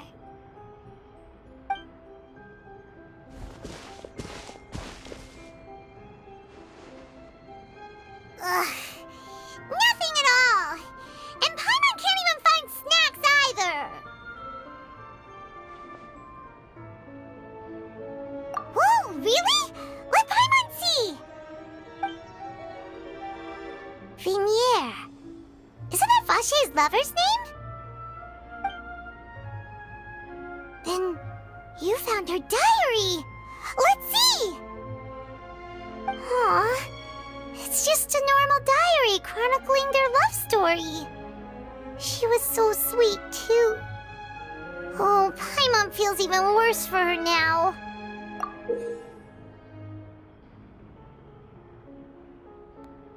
So many! A whole page's worth! But they're all crossed out. Was she unhappy with all of them? The final name she decided on was Marcel. Wait, but Marcel's pretty old. Has this case been going on for so long that he's Vache and Vinier's grown son?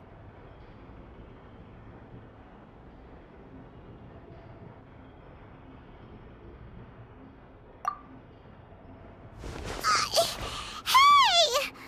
Paimon still hasn't figured it out yet.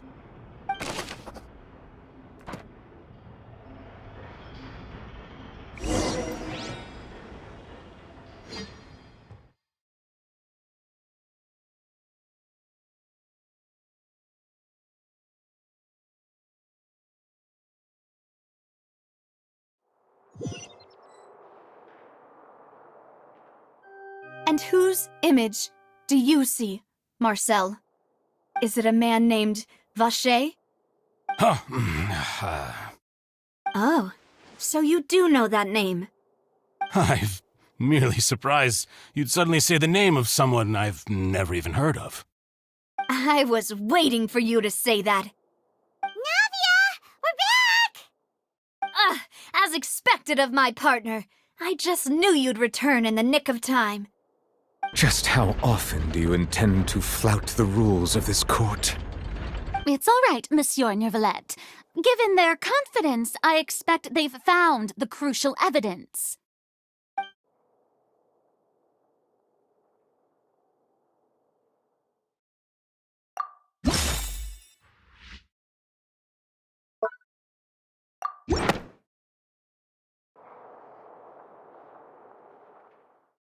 But the truth of it, Marcel, is that you've always been Vache. Huh? We've investigated your lair and we already know everything!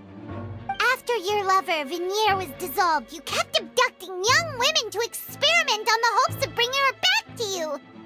You even created Marcel as a new identity and destroyed all records of your past as Vacher! So that's it. Even the villains in opera performances rarely go that far. And with that, Marcel's motive has now been established.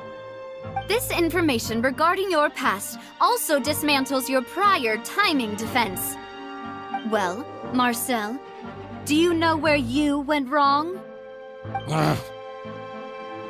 You fixated your gaze on the lover that passed away, instead of paying attention to the living people around you. So, you never noticed how we changed, or how we grew as individuals. You also never understood Boss's real expectations for his daughter. Or our determination to see things through. Your determination. Mr. Marcel, please speak up now if you would like to defend yourself. Otherwise, the trial will move on to the next stage. Do you really think I wanted to do any of this? Pay attention to you? What for? Have you ever paid attention to me? Ever empathized with my pain? Ever known how it feels to watch the love of your life dissolve right in front of your eyes? No one helped me. No one even believed me. All those decades ago, even the officers from the Maison Gardiennage were laughing at me. They said there's no way a human being can turn into water. So I must have gone mad from grief. Vinier's death was brushed away by all of you as if it didn't matter at all. Well, now you know, don't you? Ha! Well, it's too late now. All those who were dissolved are gone forever. You only have yourselves to blame. You set up this ornate opera house in pursuit of your so-called justice, your beloved drama, while turning a blind eye to the suffering of the people. Vinier is dead. We promised each other that we would always be together. Wherever she goes, I will follow. But I'm not from this blasted place, so I can't be dissolved, no matter what I do. Hey, is that water from the primordial sea that he's drinking? I can't dissolve! Can't dissolve! Can't dissolve! Do you all see? I can't go! I can't follow! So if I can't go where she is, what choice do I have but to try to bring her back? I did all of that, and in the end, that accursed Callus still got the better of me. I spent my entire life living on pins and needles, only to get stabbed by his idiot daughter at the very end. The suspect is exhibiting signs of mental distress. Guards, please restrain him. Don't touch me! Don't anybody come near me! I still need to save Vinier. A promise. We made a promise. Vinier. Vinier! Please, Vinier, don't think badly of me. All I want to do is fulfill our promise. At this point, the verdict of this trial is clear. With Mr. Marcel's conviction, the charges against Mr. Tartaglia no longer have any basis. Fine by me. I was in a bad mood, but after a show like that, I'm actually feeling pretty good. Traveler, please submit all the evidence you have collected to the guards, so that I might review and summarize the truth behind the serial disappearances case. The man now known as Marcel was originally named Vacher and worked as an adventurer with his partner and lover Vinier.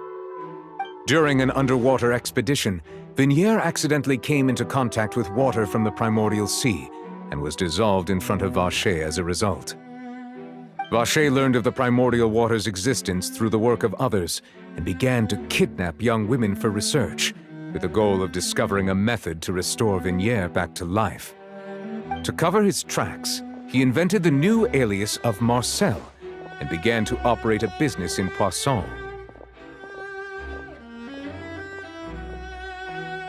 During the course of his research, Vacher discovered that a diluted concoction of water from the primordial sea can induce feelings of euphoria, and began to manufacture and market synth.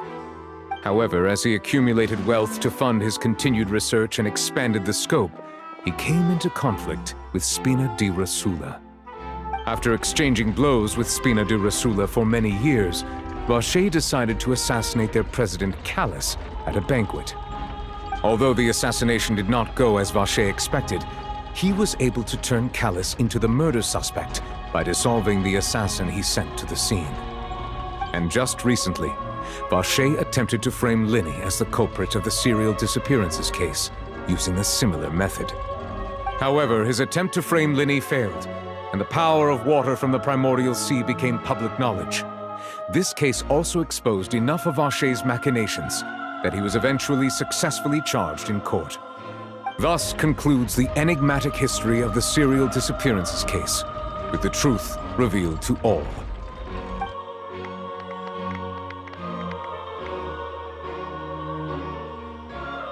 The Oratrice will now deliver the final verdict regarding the charges against Mr. Vacher.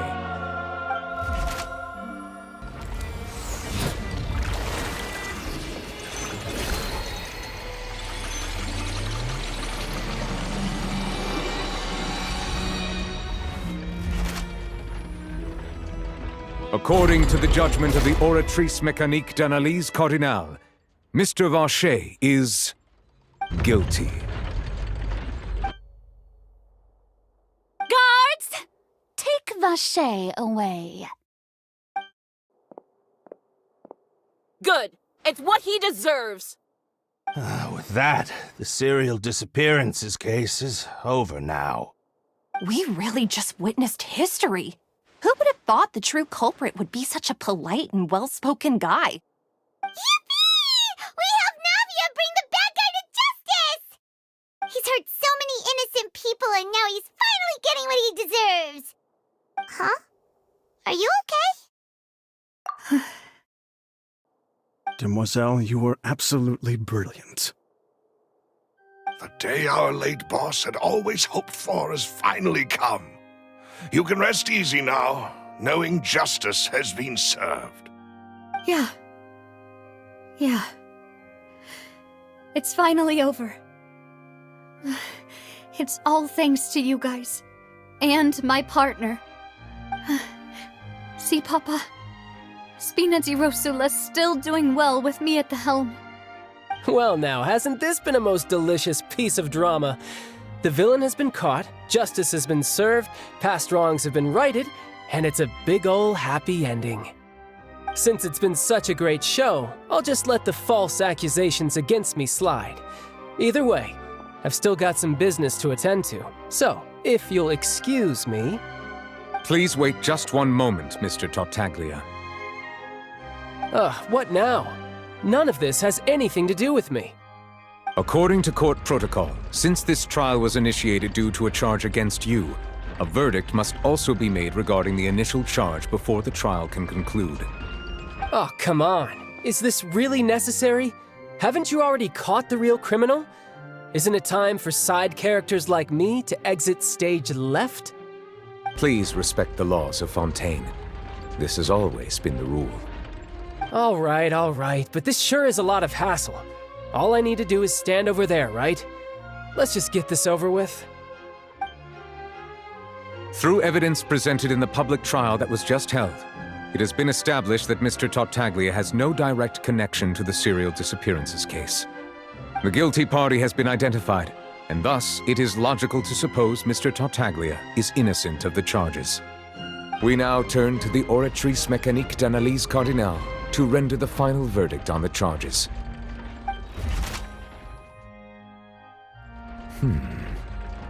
According to the judgment of the Oratrice Mécanique d'Analyse Cardinale, Mr. Tartaglia is guilty. What? Hey! That's not funny! Didn't you just say I'm supposed to be innocent?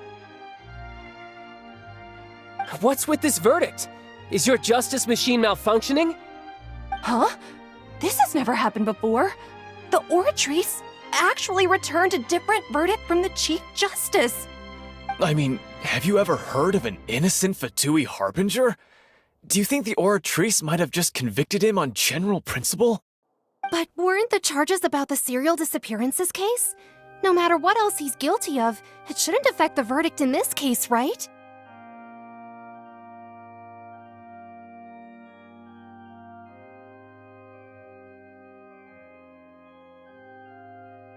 The judgment of the Oratrice Mécanique d'Analyse Cardinal is, by law, the final verdict of the court.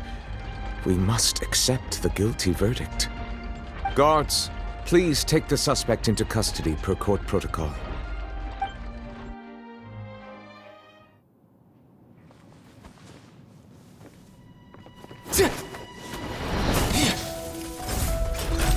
So this is how justice is done in Fontaine.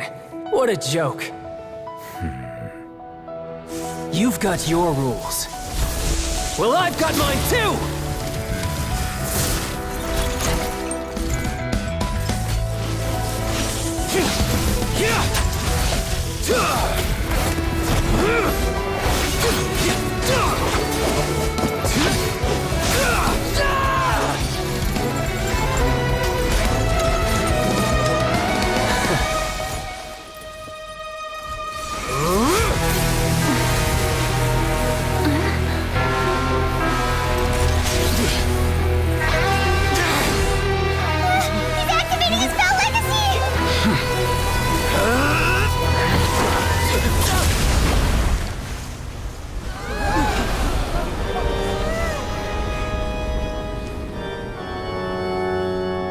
I am sorry. If you have been wronged, we will find the truth. But the rules of the court must be upheld.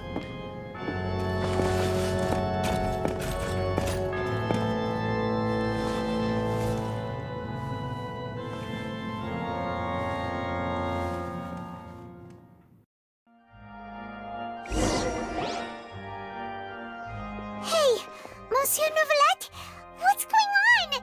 Shouldn't they have been cleared already? Apologies.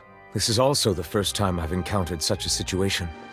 However, according to the rules established at the conception of Fontaine's court system, the Oratrice's judgment is the final verdict of the court. All I do is follow court procedure. As for why the Oratrice arrived at the conclusion it did, you should probably ask someone more knowledgeable than me.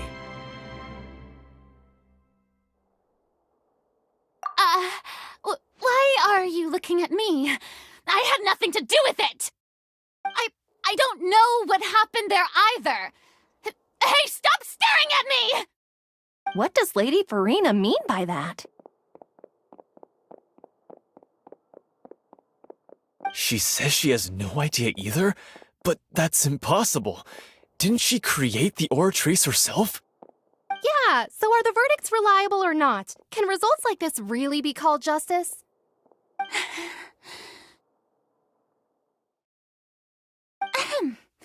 My dearest citizens, did you really think we'd allow an incorrect verdict to be handed out in this court?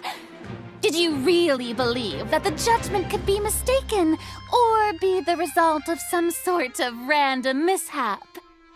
Don't tell me you thought even I had been blindsided by the Oratrice's result. But the way she looked just now, it was pretty obvious she had no idea what was going on. However, given the state of things, I shall give you an explanation. Everything that just took place, including my supposed shock and bafflement, was a part of an elaborate performance, with every action meant to stir up drama and excitement. And, of course, for every performance there is a script. Everything has unfolded exactly as I expected from the very beginning. As the embodiment of the very concept of justice, the Oratrice shall never render an arbitrary judgment! If you thought Child had nothing to do with the serial disappearances case, it is only because you've been blinded by the superficial appearance of innocence. Everything he's done, not to mention the danger he poses, are beyond ordinary comprehension and completely unforgivable. All shall be revealed in time. You will come to understand my noble intentions, as well as the absolute correctness of the oratrice's verdict.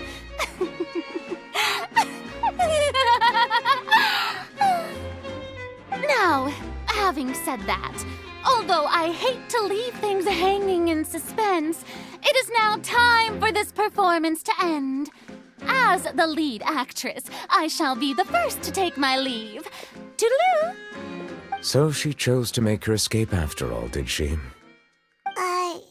So you're saying we She probably just put on that performance to save face. As for the truth, it's unlikely that she actually has any idea. However, please be assured that I will continue to investigate this case in a personal capacity. Just as I promised, if the judgment has been incorrect, we will do our utmost to clear his name. All right. Even though we feel pretty badly for him, we'll take your word for it for now. After all, he's done plenty of bad stuff, so he should have known he'd go to prison someday, right?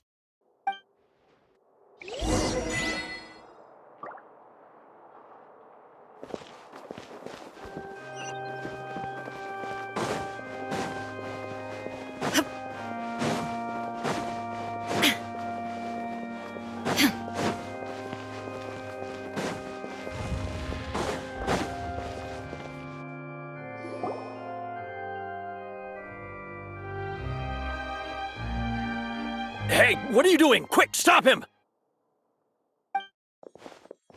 Traveler! Hey! Traveler! Marcel! What are you doing over here? Stop resisting arrest! Cease, or we'll add another charge to the list! No, wait! I just want to ask the Traveler something. I'm not looking to run away. Please, just let me ask this one small thing. Go on. Thank you. I was being led away when I finally realized something. Where did you first hear the name Vacher? I erased all records of that name. So, unless... Are you still trying to prove your innocence? Give it up. You've already been convicted. Really? You did? You're sure? You met her? But how could that be? How did you manage to do it?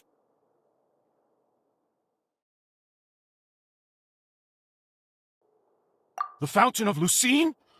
Then she's been so close to me all along. And I just never...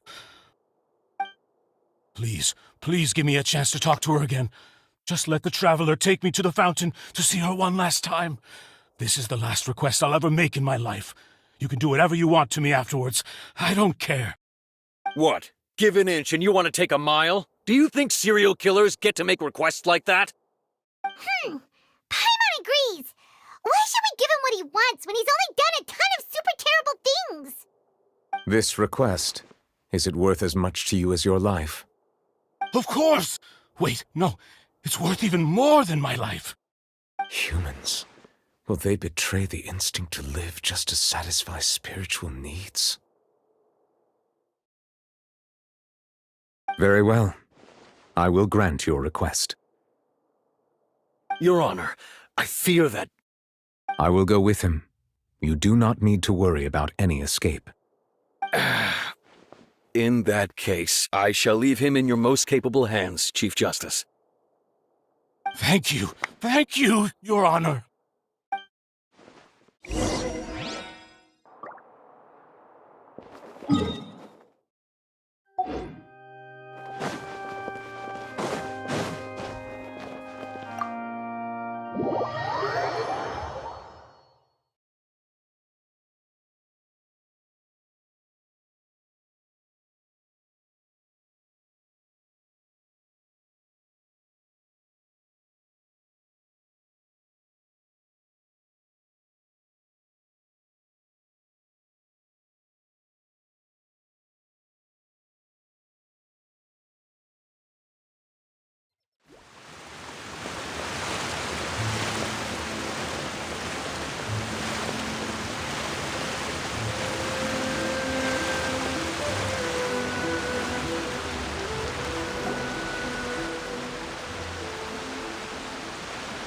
Is this the place?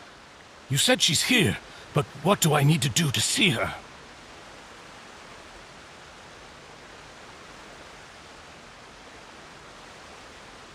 Yeah, and even Paimon could hear her after drinking that thing. Didn't you just drink a lot of it on the stage as well?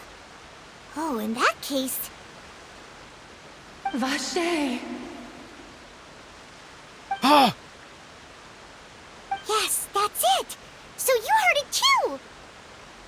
Vignier, it's me! It's me, Vache! Vache? Vache!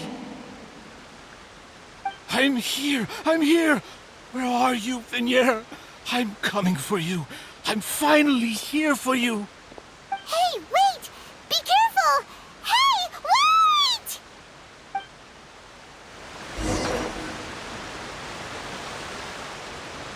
Vignier, is that you? It's me, Vache! Vignier! Vache?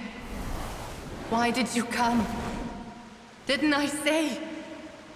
You don't need to look for me. You look a lot older than I remember. How long has it been? It's been more than 20 years. I've suffered for over 20 years since the day you left.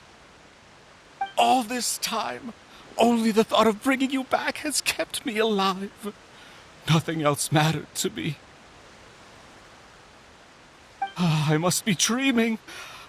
Who would have thought I'd get the chance to tell you all of my feelings like this? Vignier, you are my everything. I really don't know how I could live without you. But Vache, if you ask me, this world would be better off without you. What are you saying? If not for you, I would have finished my law degree and probably become a top-tier attorney one day. If not for you, I would have continued to pursue my love of the arts, and my works would have been displayed in the Palais Mermonia itself. If not for you, I would at least have been able to take care of my mother. And she would not have grown old and died alone, with nothing but the tears on her cheeks. It's all because of your selfishness, Vache. It's all because of you. You... Wait, you are not Vignier. Who are you? You're right. I am not Vignier. I am the sacrifices. Every woman who died by your hand, as our bodies dissolved, our consciousnesses flowed back to the primordial sea. Our thoughts circulated endlessly within the primordial sea, and we were no longer individuals, but we became one, just as streams of water come together in the sea. I'm Cressy. I'm Lemony. I'm Azine. The only one I am not is Vignier. Why? But then, where is Vignier? She doesn't want to see you anymore. Every tendril of her consciousness is avoiding you. This is what you get for your selfishness. Your selfishness robbed us of our lives and our futures. You said time and time again that you'd do any and everything for her. But did you ever consider whether she'd want to see you do the things that you did? If she would despise you for what you became?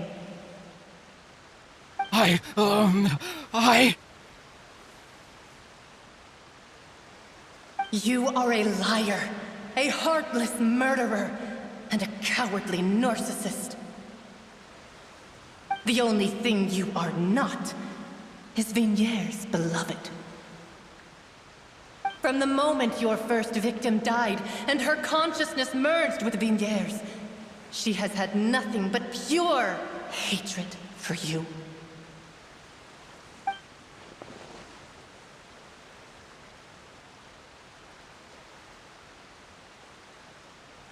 No! Yeah! She can't hate me. Let me see her. Please! Have mercy! You still don't understand. When I said don't look for me, that came from the real Vignier. She really doesn't want to see you anymore. But on top of that, she also said that because it's her final drop of pity for you. She said that because she knew that if you did come here, we will show no mercy to you. Vache. Vache? Vache? Vache? Vache? Vache? Drown.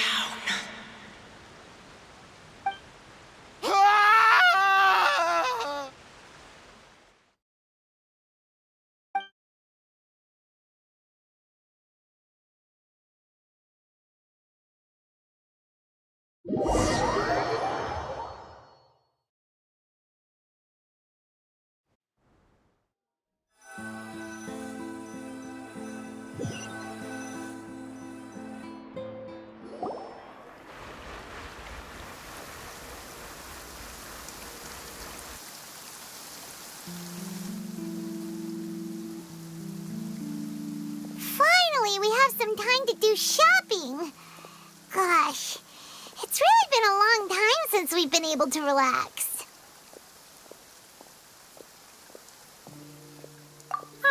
Well met, partner.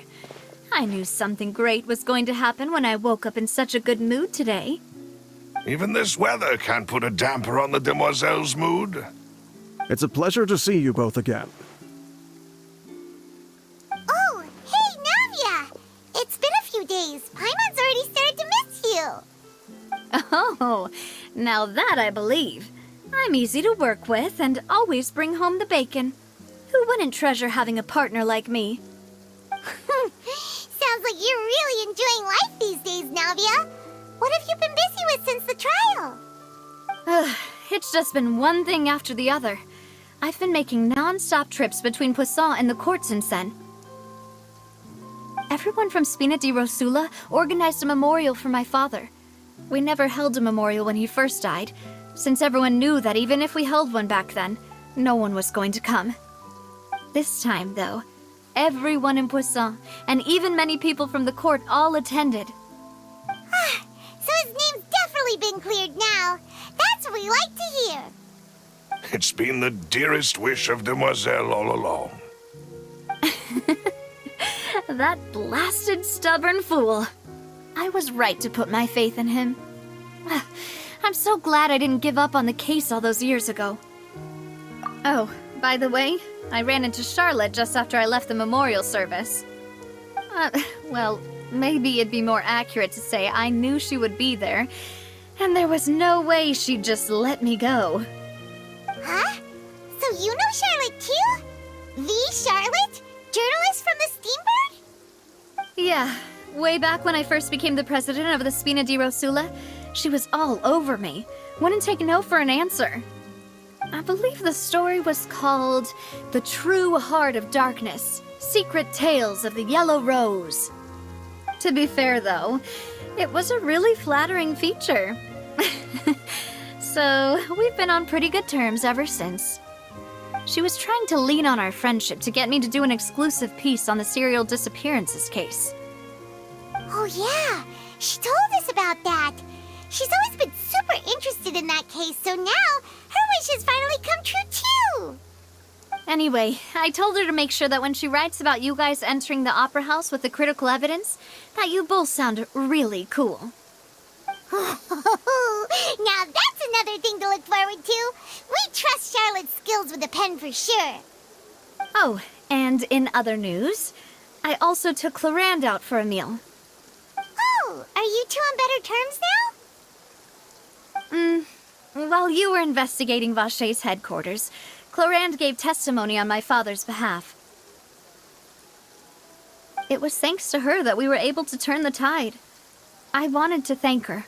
I mean, there's also no point in being awkward all the time, so we took the chance to reconcile with each other.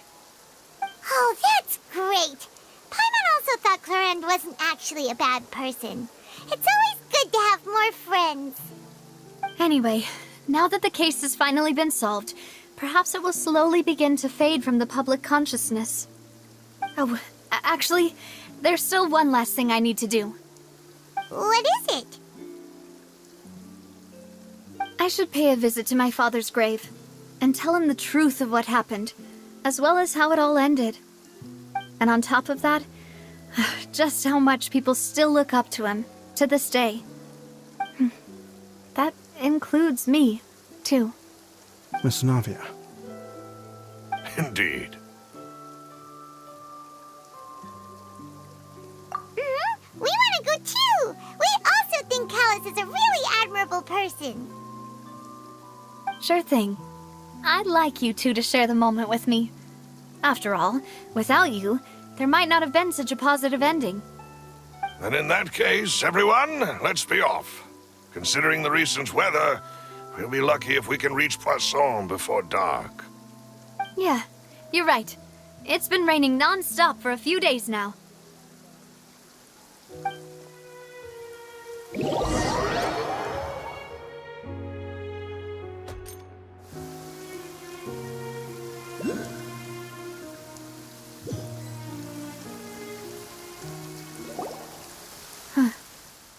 This is where my father's grave is.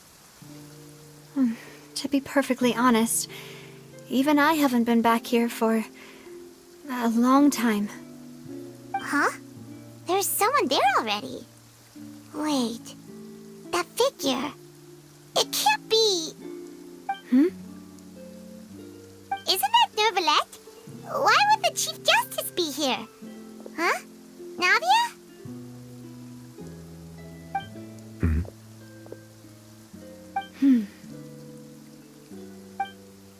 My apologies. I should have asked before coming to pay my respects.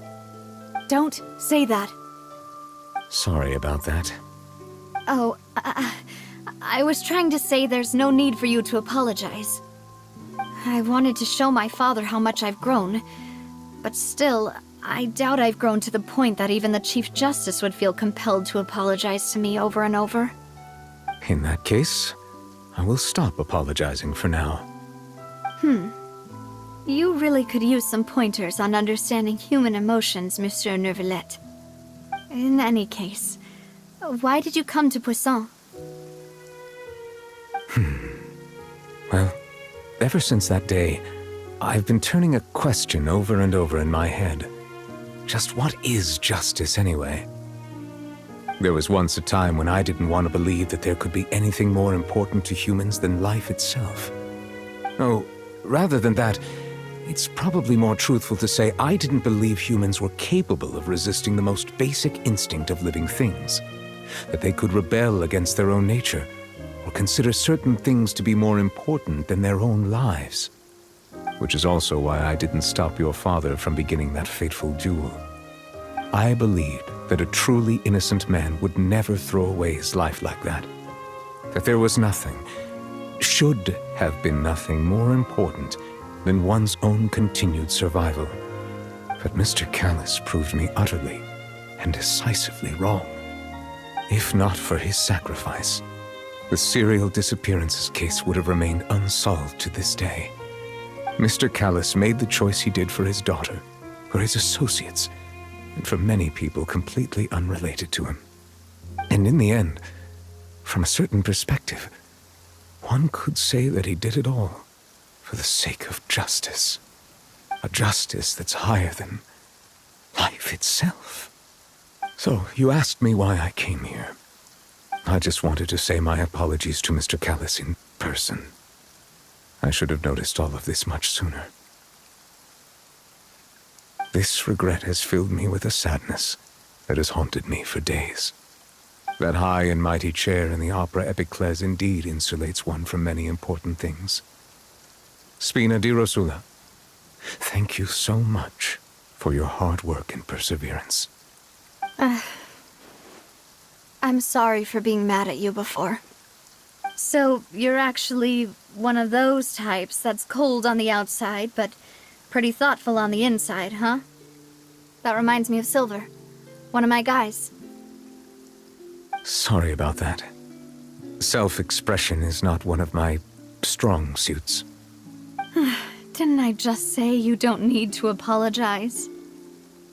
Ah, so Navia and Neuvillette seem to have made their peace as well. Let's not disturb them for now. We can wait till after they're done.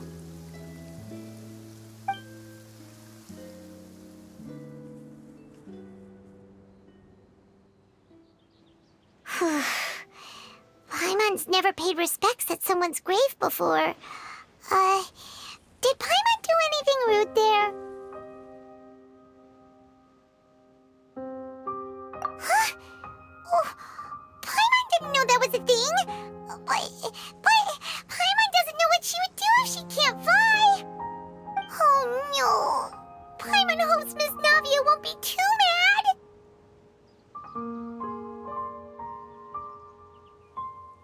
Anyway, Neuvillette is still standing around there. It's not often that we can catch him alone like this, so why don't we go talk to him for a bit? If we can't talk to Lady Farina, we can at least talk to him, right?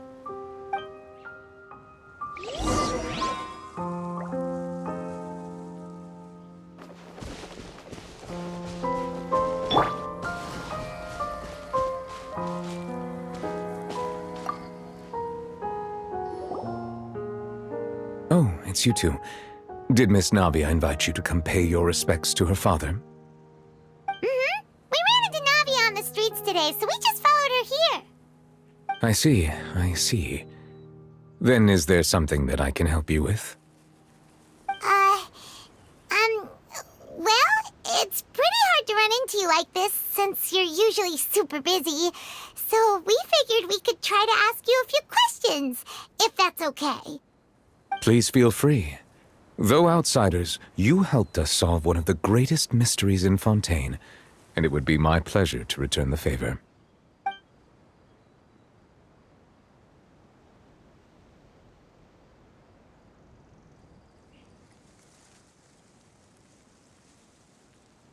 My apologies. My investigation has still not reached its conclusion. However, I still believe the judgment of the Oratrice was not rendered arbitrarily. But you also said you thought he was innocent. For many years, I have been quite aware that the Oratrice does not simply mechanically repeat the verdict that I give on each case. As a divinely created mechanism, the people's unified faith in the concept of justice is integrated into it. Not only can it produce the incredible power of indemnitium, but it likely also possesses other traits, such as self-awareness. Which is all to say, I have been prepared for a situation like this for a long time. So when Lenny told us that he heard a human voice from the room where the Oratrice's core is stored... I was not aware such a thing had occurred. Perhaps that could serve to prove my conjecture. I will add that to the list of items to investigate. In any case, I am inclined to believe that the Oratrice does have a methodology all its own. We just do not have enough information. Based on Farina's reaction, I doubt even she had any idea what was going on. She managed to bluff her way through it, though, with her time-tested twin tricks of bravado and drama. While we do intend to get to the bottom of this, for now, we regret to say that the Fatui Harbinger will just have to bide his time in the fortress of Meripede.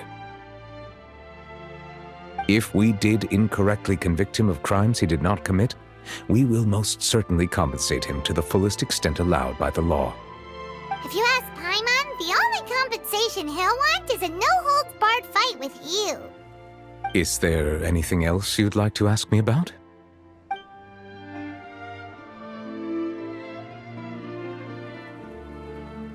Your sibling, another blonde-haired traveler. I'm sorry, but I've never seen anyone who matches that description. If she ever stepped foot in Fontaine, I'm sure she followed our laws to the letter, and had no reason to appear on the stage of the opera Epiclese. Is there anything else you'd like to ask me about?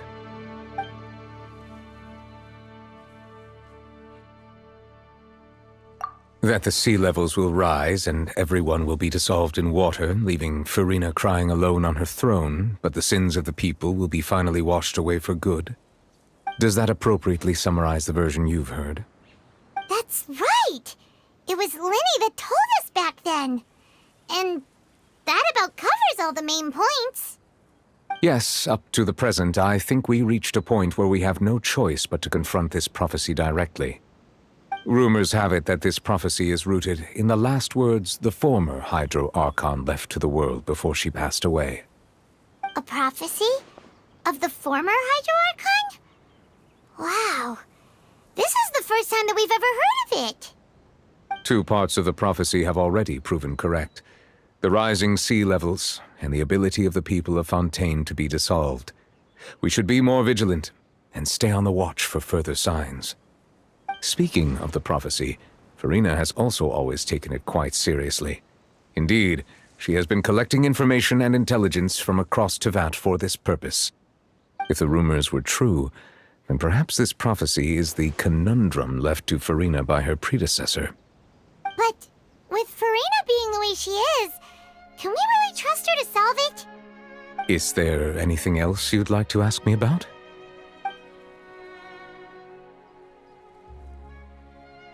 So, at court, the bad guys referred to that special water as water from the primordial sea, but what is it really? Truthfully, that name is already quite accurate. I can only surmise that Vacher and his ilk only learned of its nature and existence after extensive research. There used to be a special sea on the surface of this planet. The nature of its seawater was rather different from that of the sea we know today. Most of Tevat's life forms were first born in that special sea. You could say it nurtured much of the life on this planet. Huh. So it really was where everything began. It makes sense to call it primordial then. But today, the primordial sea no longer exists on the planet's surface. What Vacher discovered must have been some kind of special case, or a remnant from a truly ancient age. Huh. So that's how it is. Oh, you really know everything, Monsieur Neuvillette. But if that's the case, then why would people, at least people from Fontaine, dissolve in that kind of water? Indeed. Why would the primordial sea, which was known to engender and nurture life, suddenly reverse itself and devour life instead? To be frank, that also doesn't match my understanding of this world and its laws. There must still be some unknown secrets around the people of this land. Is there anything else you'd like to ask me about? Very well. It was my honor to provide you with what answers I could. I very much enjoyed conversing with you. It will soon be time for me to leave this blissful tranquility behind and return to Palais Memoria. You really are super busy, Monsieur Neuvillette. Paimon thought you only came here to pay your respects today because you had the day off. Crime and villainy do not have the day off, and so justice must work around the clock as well. This is merely the nature of a justice's work. All right, you've got a point. Huh? Paimon just noticed that the rain has stopped.